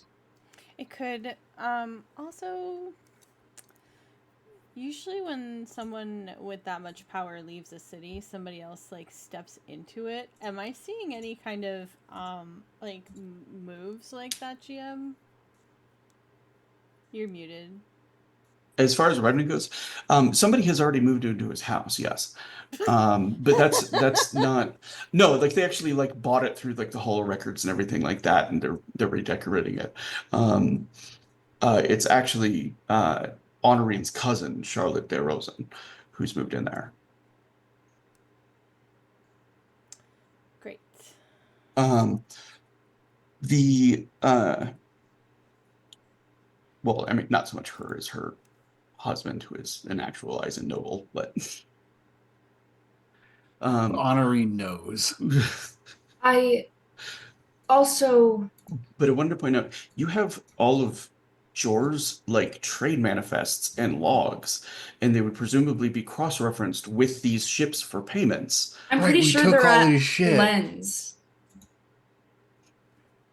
Because Yeah, I Runa think- took either Len has them or Hans has them.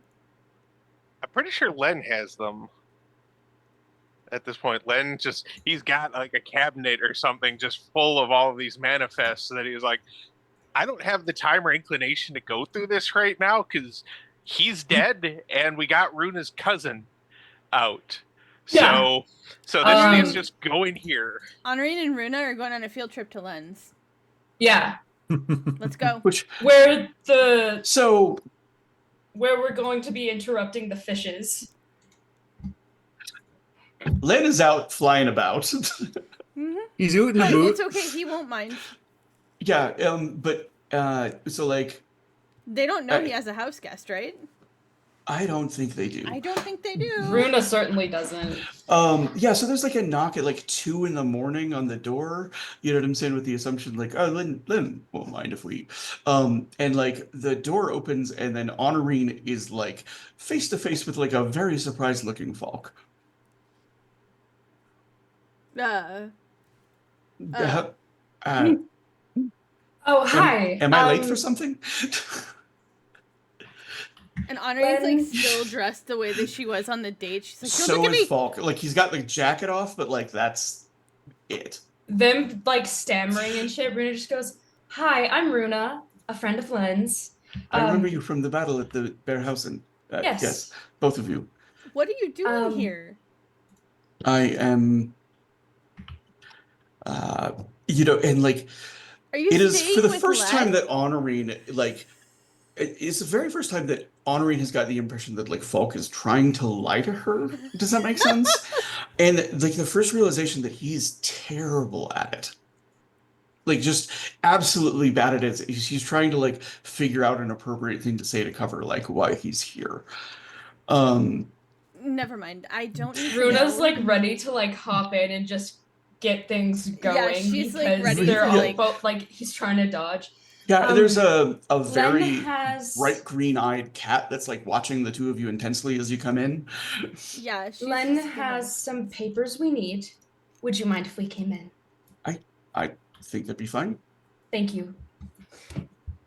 And Runa's like It's much on more her polite way than I looking was for the gonna be. papers. Just we need the papers. It's late. He might want to sleep. I think she like mutters that under her breath to Runa, like as they're looking for the papers. Like that was way more polite than I was going to be. Good job. It's what I do. And do we find the papers? Do we know Yeah, where yeah. to look for the They're, papers? I mean, I think Len was pretty reasonably organized with them. So you have them. They are they're written for the most part in Vendel, so they're real easy for Runa to read. Meanwhile, Honorine is like, "Is this what language is this?" Yeah, and like the green-eyed cat is kind of like circling back and forth between Honorine's feet. She's gonna absently kind of scoop the cat and like scritch her between the That's Yeah, a woman. The cat says, "Oh, that's nice," and then just sort of like its eyes go wide, and it like And Honorine has the same look on her face. meow. Who the fuck is in my house? That's a very human sounding meow. Len, is that you? Because she knows Len can change into animals, right? Yeah, Does she know and that? she's She knows that. like, I'm a Would friend Runa of know that Len's. that's not what Len cat looks like? Yeah, it's a very different looking cat. That's Honorine has not seen it Len. too. No, Very different cat. I'm a friend of his. I'm so sorry. Lovely to meet you. I'm It's- Runa. And, like, she's her- gonna like set down the cat. And I'm so there's like very a sorry. vague like body language of like almost disappointment about being set down. Runa picks her up. And yeah, and like there's still a little Gets her like scratches. poofiness to the hair of like I'm still a little weirded out by this, and also I'm gonna have to learn how to like cat more convincingly. But, and she kind of like settles a little bit. There's like some definite like pawing at like kneading on Runa's arm. And she just sort of admits aloud, like, I don't even know why I'm doing this. I'm sure your arm is fine and plenty soft. And then she just across it. It's nice to meet you. Bulk kind of just smiles and pets her, and he's like, we're going to have to work on that. And the cat kind of like, it's sort of new. Understandable. You'll figure it out.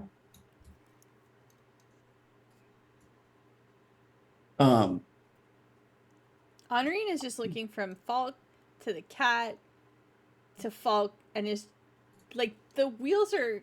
She's like, "What's going on here?" Is she asking it aloud? No. Okay. Yeah, there's definitely like you get the sense that like whatever deception he's trying to pull, you know what I'm saying, or not answer, has nothing to do with him or Honorine, but is everything about protecting the cat. Does that make sense? So, Anyway, things. Do you recognize any of this, Runa? It's in my native tongue, Oh, good. At least. so I recognize a lot of it. What are we looking for? What does the word sulfur look like in your native tongue? I think we just go through all the trading manifests because we miss a detail on one page where we think we found what we're looking for. You know what I mean? Yes, but there's a lot of pages and we're going to need help. The cat kind Parsifal, of like, do you I speak could- that language? Folk kind of like looks over the script and he's no. Katharina, or the cat says, I'm very good at numbers. Are you good with reading Vendel?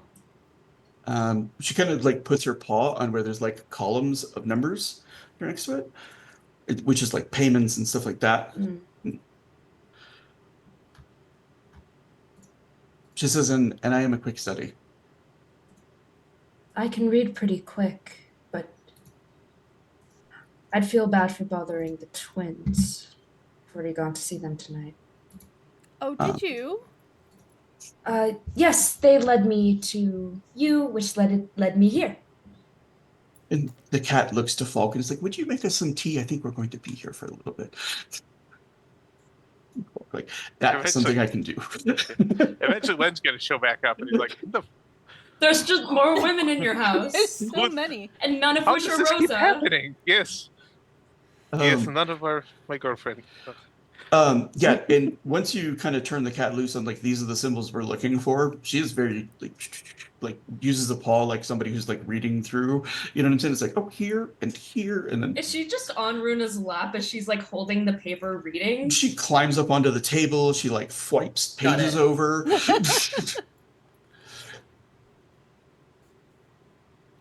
Honorine is like, I'm glad you're bonding. I should probably get back to the bear house. Oh, hi, Len.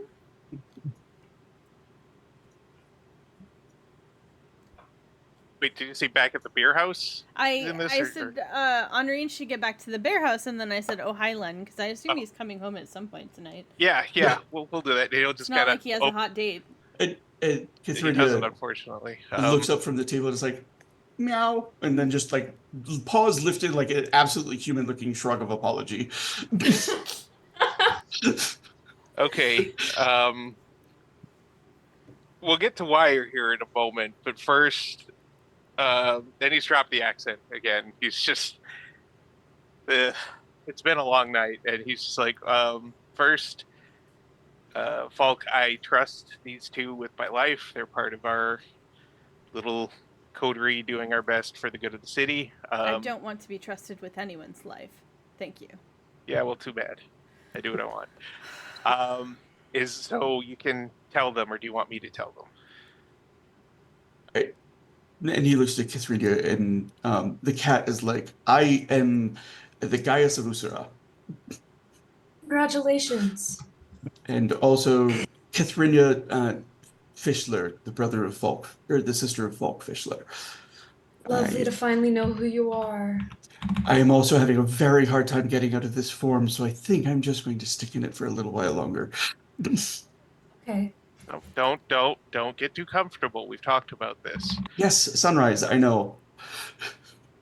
Which All is in a right. few hours. What about sunrise? If I'm still in this form come sunrise, I can become trapped in it for a time. Oh, I didn't know that, Len. Yeah, though it's a whole thing. I've Falk learned kind to of be like, cagey. you didn't tell me that part. And Catherine is like, it's complicated. And he's like, well, how much of a small time? And she's like, a few years or forever. If you'd like to try to do that before we continue looking through the papers, I can turn around. Yes. What? Wait, why? Let's just uncat. So yeah, I'm she wearing doesn't feel clothes. pressured. Oh. Yeah. You can't do it when right. somebody's watching, sort of Performance thing. anxiety. Okay. Yeah. all right, okay. But no, Len'll sit down and kind of talk her through the exercise again. Yeah, and she's like, you are not wrong when like Honorary mentions the performance anxiety. Yep. And I assume Runa and Honorine are just like both turned around like, That doesn't run in the family, does it, Falk? I don't know. I've never transformed into a cat before. It doesn't run in the family the way you think. it might run in her children and Katharinia's children now that she's been gifted by Matrushka. Oh, you're talking about Pyrium. No, I was actually Yeah. talking about the performance anxiety. I don't know why Oh. Len broke into the conversation when he's talking his girlfriend through her transformation. He doesn't get to talk And about his Katharinia's magic like, not much. a girlfriend. No, Rose is my girlfriend, and she knows about this. So I'm just putting that out there before anybody tries to stir up any other drama or anything. Rosa Give it knows time. and has known. But yeah, then we'll talk her out of it. And Yeah, and she it takes a while and you see her like Len's transformations are fairly smooth. He just seems to like whoosh, from like cat to human and oftentimes like keeping in step.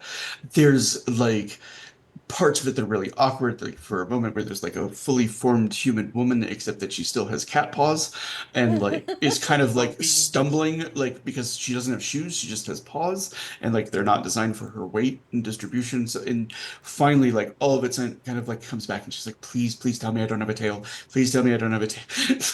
Does she She have a finally tail? looks, she does not have a tail. She's like, oh, there you go, and sits down, and like one of the cats immediately jumps into her lap, and she's just sort of like, I "This is how it understand started." now. Scratch. Start scratching behind the ears. She's like, I get it now. yeah, it is rather nice to be scratched behind the ears when you're in cat form. But I take it my flight didn't actually really discover anything.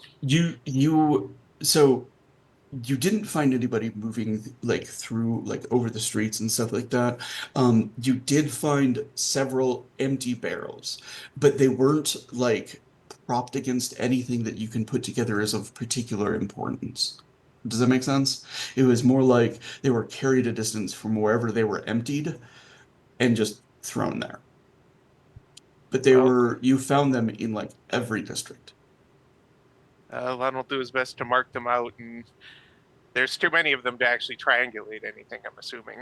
Well, there are let's see, there are 7 districts. Yeah, and so Um, there's some in each one of the 7 districts. So. in some of the districts in multiple locations.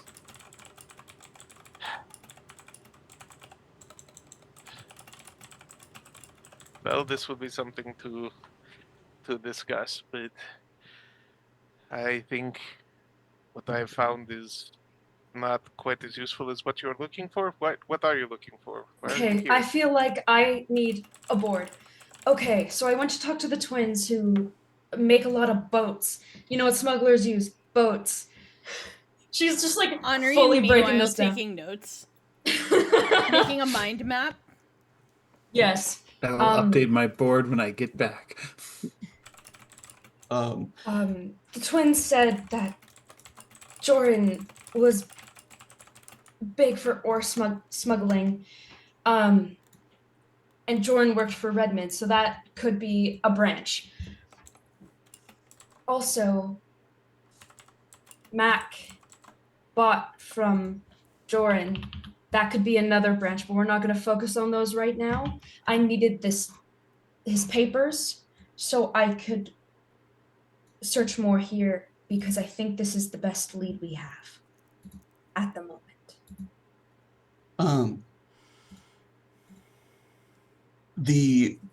So what I would like, there is, I'm just checking on something real quick.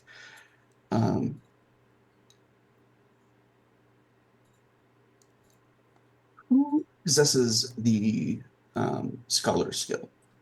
Moi. I will also accept a merchant in this instance. If I anybody have has that. craftsman and sailor. Would you Okay. take either of those? No. I have scholar. Okay. So I am going to give you an extra unkept die for everybody sort of like assisting with this project. Okay. You're going to use Honorine's Scholar Knack, and the wits of whichever person wants to be the one under the thumb for doing the roll. Who has the highest wits? I have 2. Probably me. How many? 4. Okay, Okay. yes.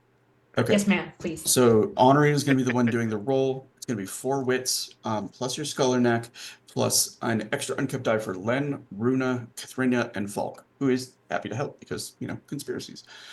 So that's, hang on. 4 so, extra unkept dice. Yeah, so that's 9k4, I think, if my math Sounds is right. correct. That's right. Yeah. Let's see what she does. 36. That ain't bad. Nice. Okay, so a few things to untangle from all of this. Here's the things that you learn definitively. Jor was absolutely the contact that was being used to bring sulfur into the city. Does that make sense? There are multiple large purchases of sulfur, none of which were paid for by Redmond Earhart. They were all paid for by somebody simply marked as S to be delivered to MS.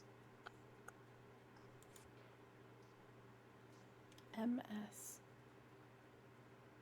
What's Mac's last name? Cerneth. Ah! He's a bug person. Ah! What His is name's it? Cormac. Let me finish just with some of the unraveling. I will get back to that part, okay? Okay. The boat with the strange markings on it is the only boat that is equipped to go the distance to the northern portion of Avalon and return. And every purchase that went with that boat was for delivery to Mac. But it was he not told me not for to sulfur. talk to him. Oh, not for sulfur. Cool. No, it was entirely for iron. Weird, but not what we're looking for. Yeah, weird, and also like 5 times the going rate of what you could get iron for in Eisen. Eisen literally means iron, and the mountains are full of it. Right. It is the cheapest place in the world to get it. And it's good quality iron. Yeah, it's better than the shit you get out of the highlands of Avalon, for sure. Something to ask Arthur about when he's around. Yeah, I certainly can't ask Mac. But that's not important right now. Yeah. Mac's initials are CM, by the way, not MS. Right. I forgot his name isn't just Mac.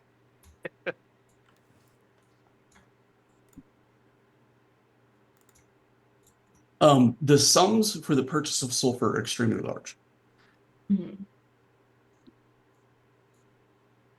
It's not a cheap ore necessarily. I mean, like, it's not the most expensive thing in the world, but there's not as many people who mine it. There's not as many places to mine it.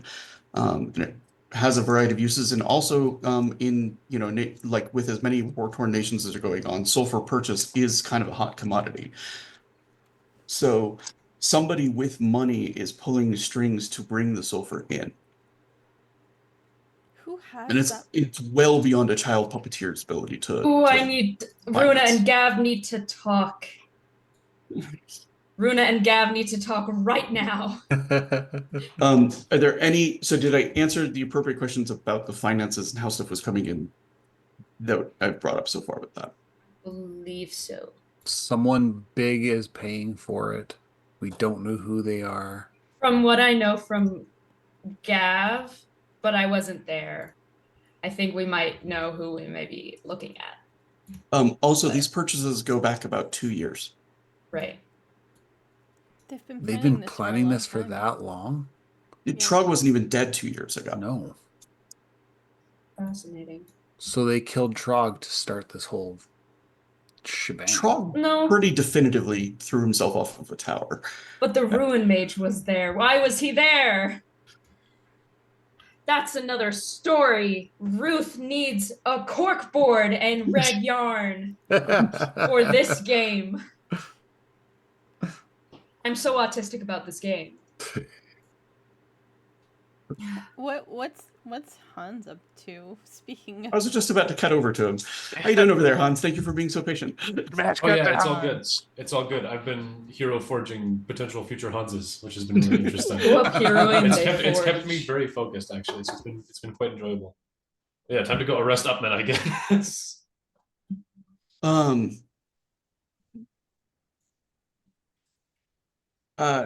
So the arrival, you speak to the captain and you of like basically getting permission to come into his area, right? And potentially arrest somebody. Um, he does ask who, you know what I'm saying? When you say Upman, he looks like utterly surprised.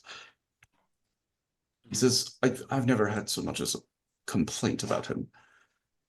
I mean, as far as I have known him, he's been an upstanding businessman and an honest man as well.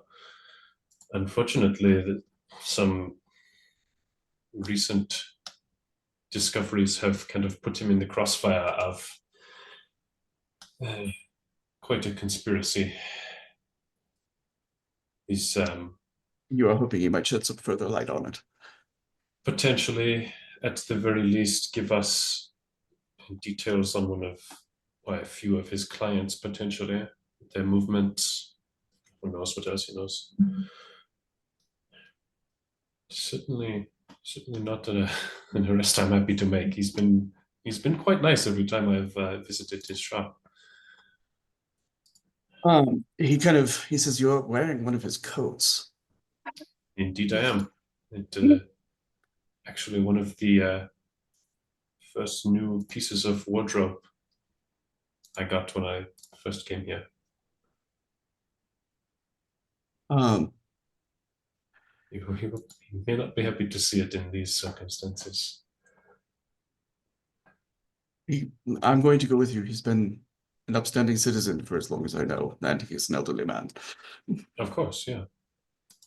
Um, Always good to have a Question witness. is Hans doing this like out in the open, or is he asking for like advice from Vasya? Like no, this isn't on Vasya. This is like the captain of like the Dutch quarter, is or he not the Dutch like quarter, the merchants Captain, quarter. Captain of the River. is he not the like Riverfront, asking Jesus. like how to do it on the DL so that they're not perp walking this guy like down the street, or are they like I'm just curious. It's actually a good point. He probably would bring that up. It's a very good point because he wouldn't want to humiliate the guy or like spread potential rumor without full justification. You could just be going to talk to him. He's a person of interest. Yeah, that's kind of the vibe we're going for overall. Yeah. Um,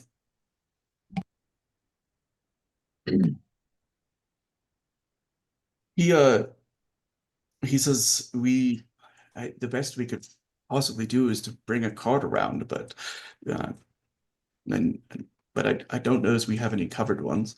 Yeah. Perhaps move him onto a boat. Would likely draw more attention that way.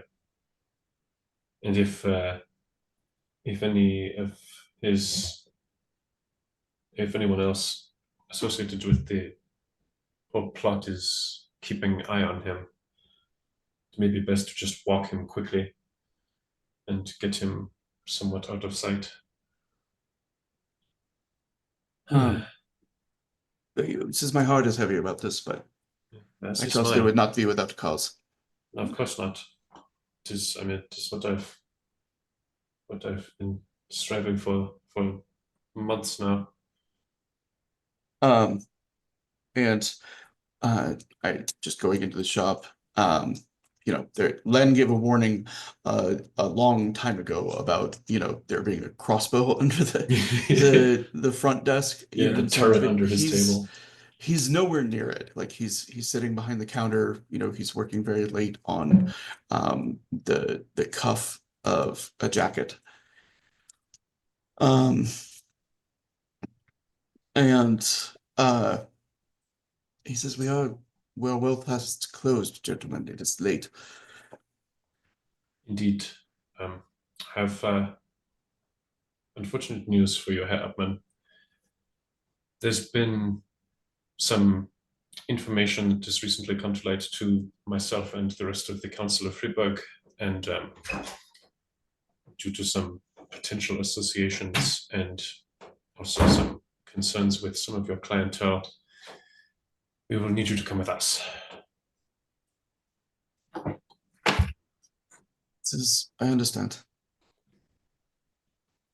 And he, like lets go of the cuff of the coat. He doesn't go anywhere near the crossbow that's behind the counter. He says, I assume you intend to search my residence. Yes, that is going to be a subsequent proceeding. Um, and he looks a little saddened, but he says, then to save you some fumbling around, he kind of gestures. He says, there's a latch next to the cupboard there, which will open the way to my basement, because I have a number of extremely precious materials that I keep down there. I have taken efforts to hide it. Of course. Is there any concern of exposure to different environments, anything like that? I mean, we are to. Oh no, I once attempted to tend some materials down there on my own, and the next time I passed down there, I passed out, and I have since avoided keeping anything dangerous.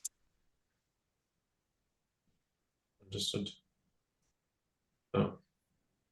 They'll kind of just I assume the two of them will kind of grab gently but firmly in terms of guiding him, and will just kind of briskly lead him He away. could have, he like, I will go wherever you ask me to. I appreciate the upfront cooperation, and I truly am sorry to do this. I mean, you have been nothing but a kind and honest man to me. It's just his concern for the greater safety of the city. You have a reputation in the city already for an interest in justice and its proper disbursement.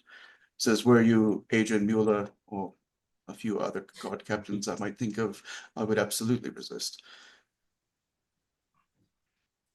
Still, there's still much work to be done to improve this place, but nevertheless, and they'll kind of lead him away. Eventually, like whenever they arrive back at a place to hold him, They have a holding place that's at the captaincy, but like eventually, if he's going to be arrested long term, he's going to go to the jail that's over in the playground.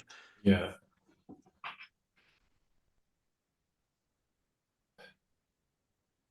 Well, this is, I guess, in terms of just bringing him to the holding cell, because hopefully this won't take very long. This is like a matter of maybe a day or so, a day or two. Yeah. He says, I'll hold him here until you've searched the place, he says, and you can come back and question him. Very well. I appreciate the assistance, and I'll get to work. And kind of snap him a bit of a salute and kind of turn about face and get moving.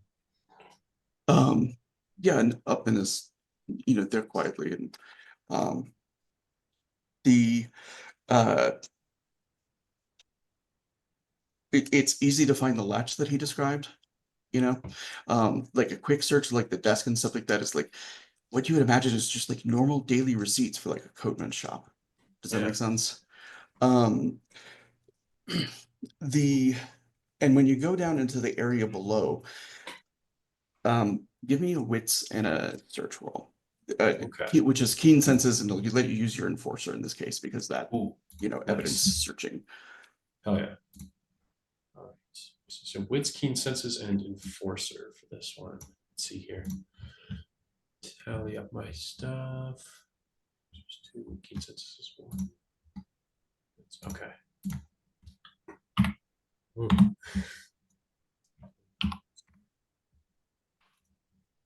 Makes it 22. So there are two things that are of interest. One is that there is like a trash receptacle that is filled, like the bottom inch of it, with ash from papers.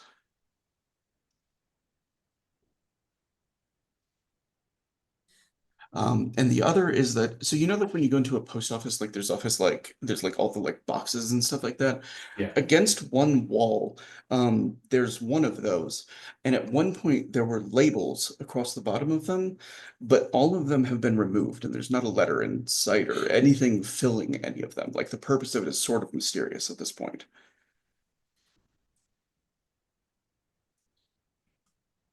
What's his first name? The thing that is there that is of sort of the most immediate interest is like up on the wall are the schematics for his coats. Like the thing that he used to create them, right? And they are he has a knack of tailoring of 6. There are geniuses of that skill that like might be born to a specific knack like once a generation. Does that make sense? This is truly gifted work. And Oh, it yeah. includes like elements of engineering and just all kinds of intense know-how that it would take a man of his age and lifelong dedication to probably make most of these, but certainly to design them. There are buttons that can serve as smoke bombs. There are effective like armor completely hidden within the coats. There's garrots that are hidden in the cuffs. Oof. There are hidden knives. Like these are the work of like the people that would use this are up to things. Does that make sense? And by the way, his full name is Hans Upman. I Oh, just right. haven't been using it because he's also a Hans. Right. I remember that being a really funny bit in like the 2nd episode or something like that. I remember there being a whole, yeah.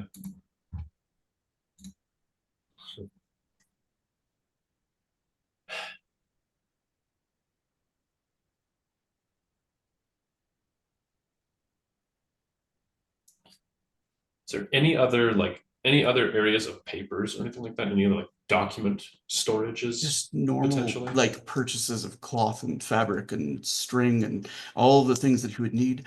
There is no record of who his coats go to and who pays for them.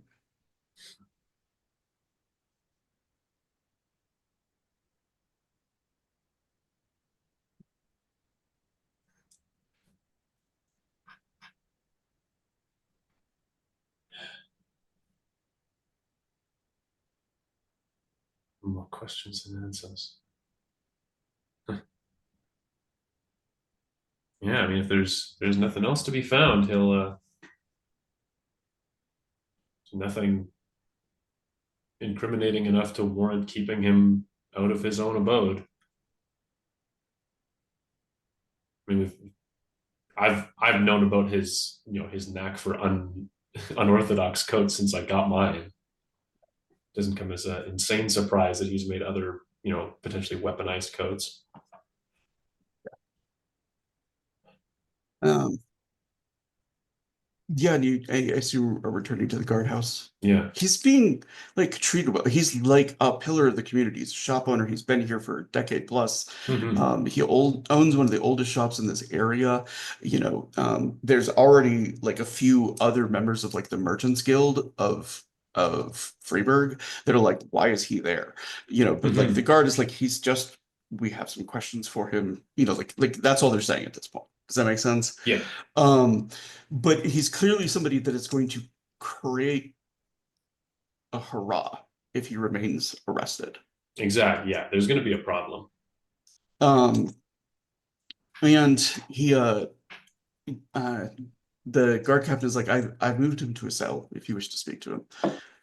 Or I have him in our interrogation area, not a cell. Indeed, I have a few questions, and then let's see, says something completely insane. He's essentially free to go. Yeah, I'll go sit down with him and well, I'm sure you'll be pleased to know that there's been, we found no particularly incriminating evidence against you or anything.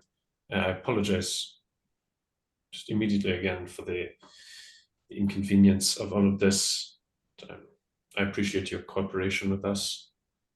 I have only a few more questions for you if you're willing to speak at this time.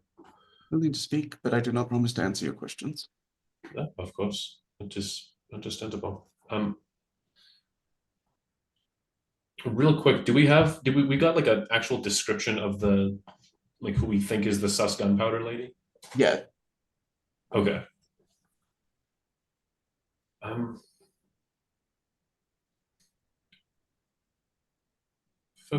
First off, do you keep any record at all of transactions, clients, potentially what kind of garments they've purchased from your shop, anything of that sort?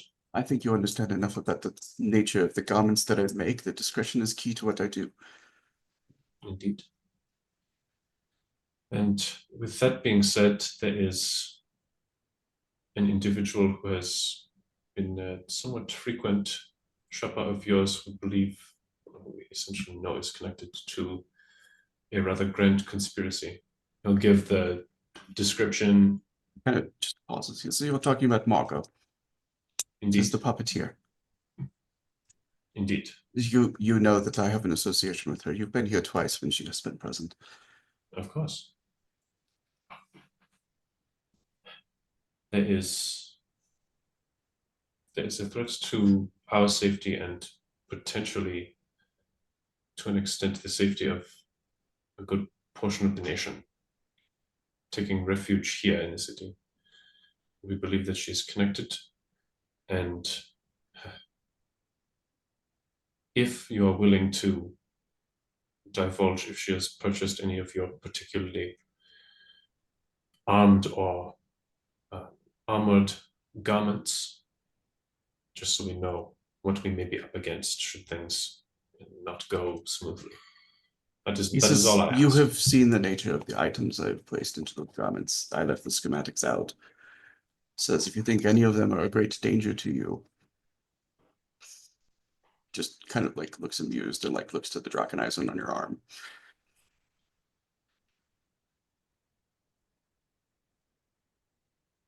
He says, is Margot dangerous? Absolutely.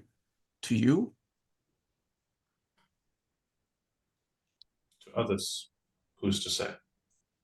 She's not interested in harming passerby. She is not interested in harming people.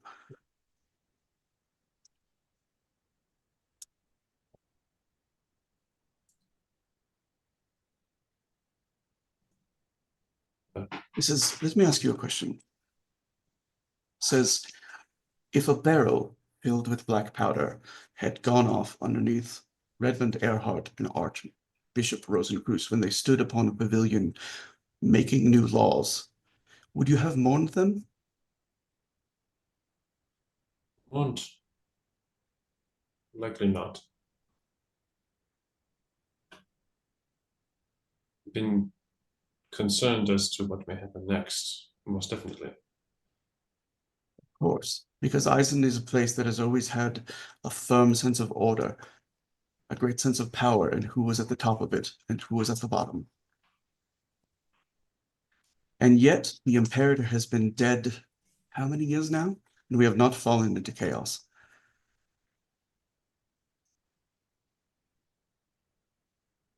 Relatively speaking. Says, and if anything, those who have kept us from well-being have been those with power. In some cases, yeah. Do you know what Koenig Sieger did when he was about to lose his lands in the War of the Rosencross, or in the 30 Years' War? Sorry, the War of the Cross. That's a bit indisposed at that time. He salted every farm field. He let his people starve rather than lose the title that he saw as his. And if you speak to him, I'm sure he will offer you a very reasonable reason for it. But the truth is that families that he was charged to protect died of starvation, and he is far from the worst of them.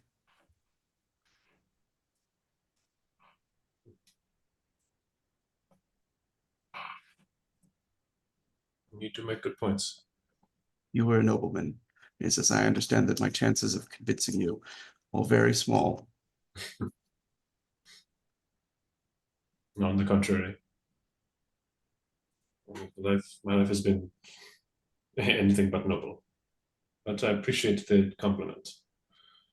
He says, but you have a certain privilege that you were born to. It is in your bearing.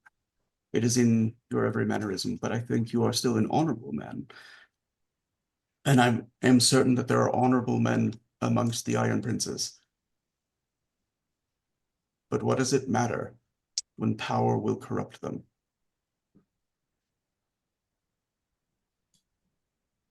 There is many a corrupting influence in this nation.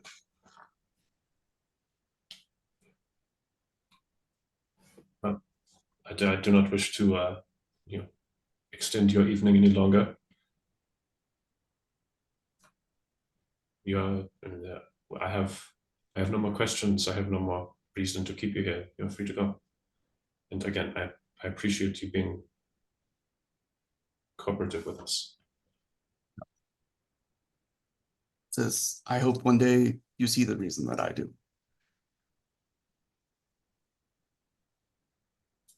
Only time will tell.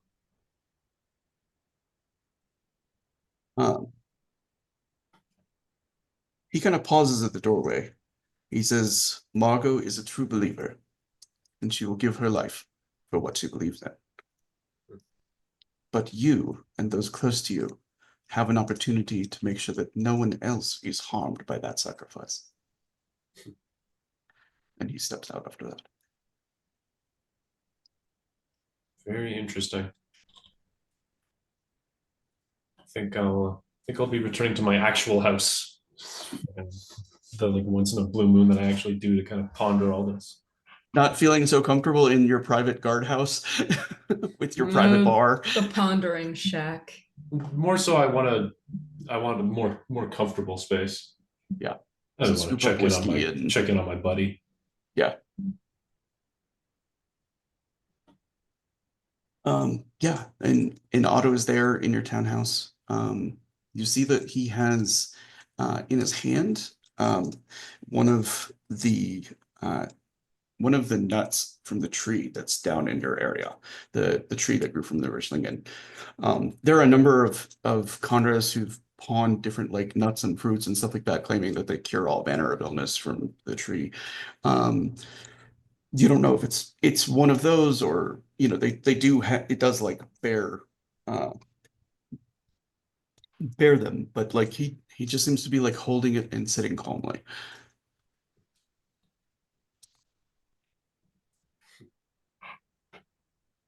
Sometimes I envy you, my friend. You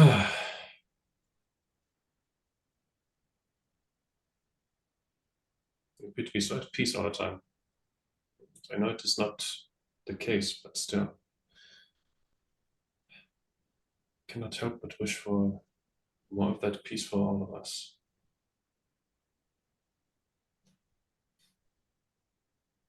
He'll kind of unpack his stuff. He'll go to take off some of the armor and then remember that it can just kind of on like he kind of like really got back into soldier mode for a second. He's trying to code switch effectively again. And then he'll pour a drink, relax, maybe sing an old marching song for Otto. Yeah, and as you're kind of like singing it, you can hear him humming to the melody. He doesn't stop looking at the wall. And a little while after you like kind of like lay down to bed, you feel his weight settle in the bed next to you.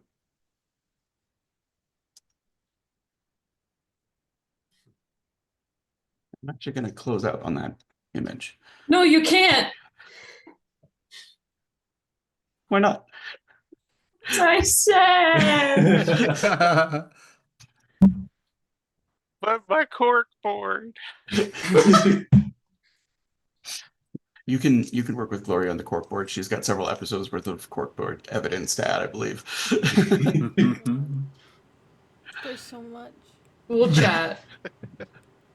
She regularly sends me angry messages when she's like doing transcriptions of like, it's 20 minutes and it's taken me 3 hours to get through. There's so much to write. Very lore dense, that's for sure. Yeah, I have been told that it's lore dense. I don't know if you guys have looked at the notes or if it's only Ciosa that does, but like, it's a lot. I've looked at them before. As I've gone through them and been like, oh, I need to know what we did a couple episodes back for this next episode. And of course, by the time we get to the episode, it's entirely just run through the Gone. sieve of my brain, and I'm like, who Are they Yeah, in the it's- Discord? was it? Yep. It's fun Yeah. for me to like go and look up stuff like the name of the play that I randomly mentioned in like Act 3. So Yeah, there's a link in the Discord to or in the episode 3. yeah. But I I need to get to nominate bed here Hans. soon. So yeah, let's do Yep. nomination. That was a good scene with Hans. Hans hands. Ian's. I like letting your chat in the cast chat of like that's how they get you. They speak all reasonable like. I gotta say, I'm like It into was this guy. Who Upman? Yeah. Yeah. You mean like, Q? Glory the player. I thought it was really funny when, as Catherine, you were like, I don't know why I'm doing this. I'm sure your arm is fine. Like her still trying to act like a cat, even though we know that that's not what's going on. Yep. I enjoyed the Honorine Ettore interactions there. So I'm nominating Honorine for the other one. Do y'all want to see a picture of Hans Upman? Yes. Yes. Oh, yes. Absolutely. So I don't have this book on PDF format yet. Okay. Aw, Well, he's a fun Yeah. guy. I like that's him. so cute. Absolutely. So, Yeah, so like Hans and Glory. oh, thank you. So yeah, I'm good with Hans and Glory. I'm glad you guys liked Kithrania, but I'm not quite used to this Purium thing yet. There's a learning curve, okay? Yay. So, I'm just gonna close this out real quick. If you are watching us on YouTube, please hit like and subscribe. Leave a comment; it really helps with the algorithm. Eh, Fans, if you're watching this, we missed you tonight. And as always, as we always close out here at Dirty 20, if you can be nice to people, be nice to people. If you can be kind to people, be kind to people. And if you don't have the bandwidth for that, be nice.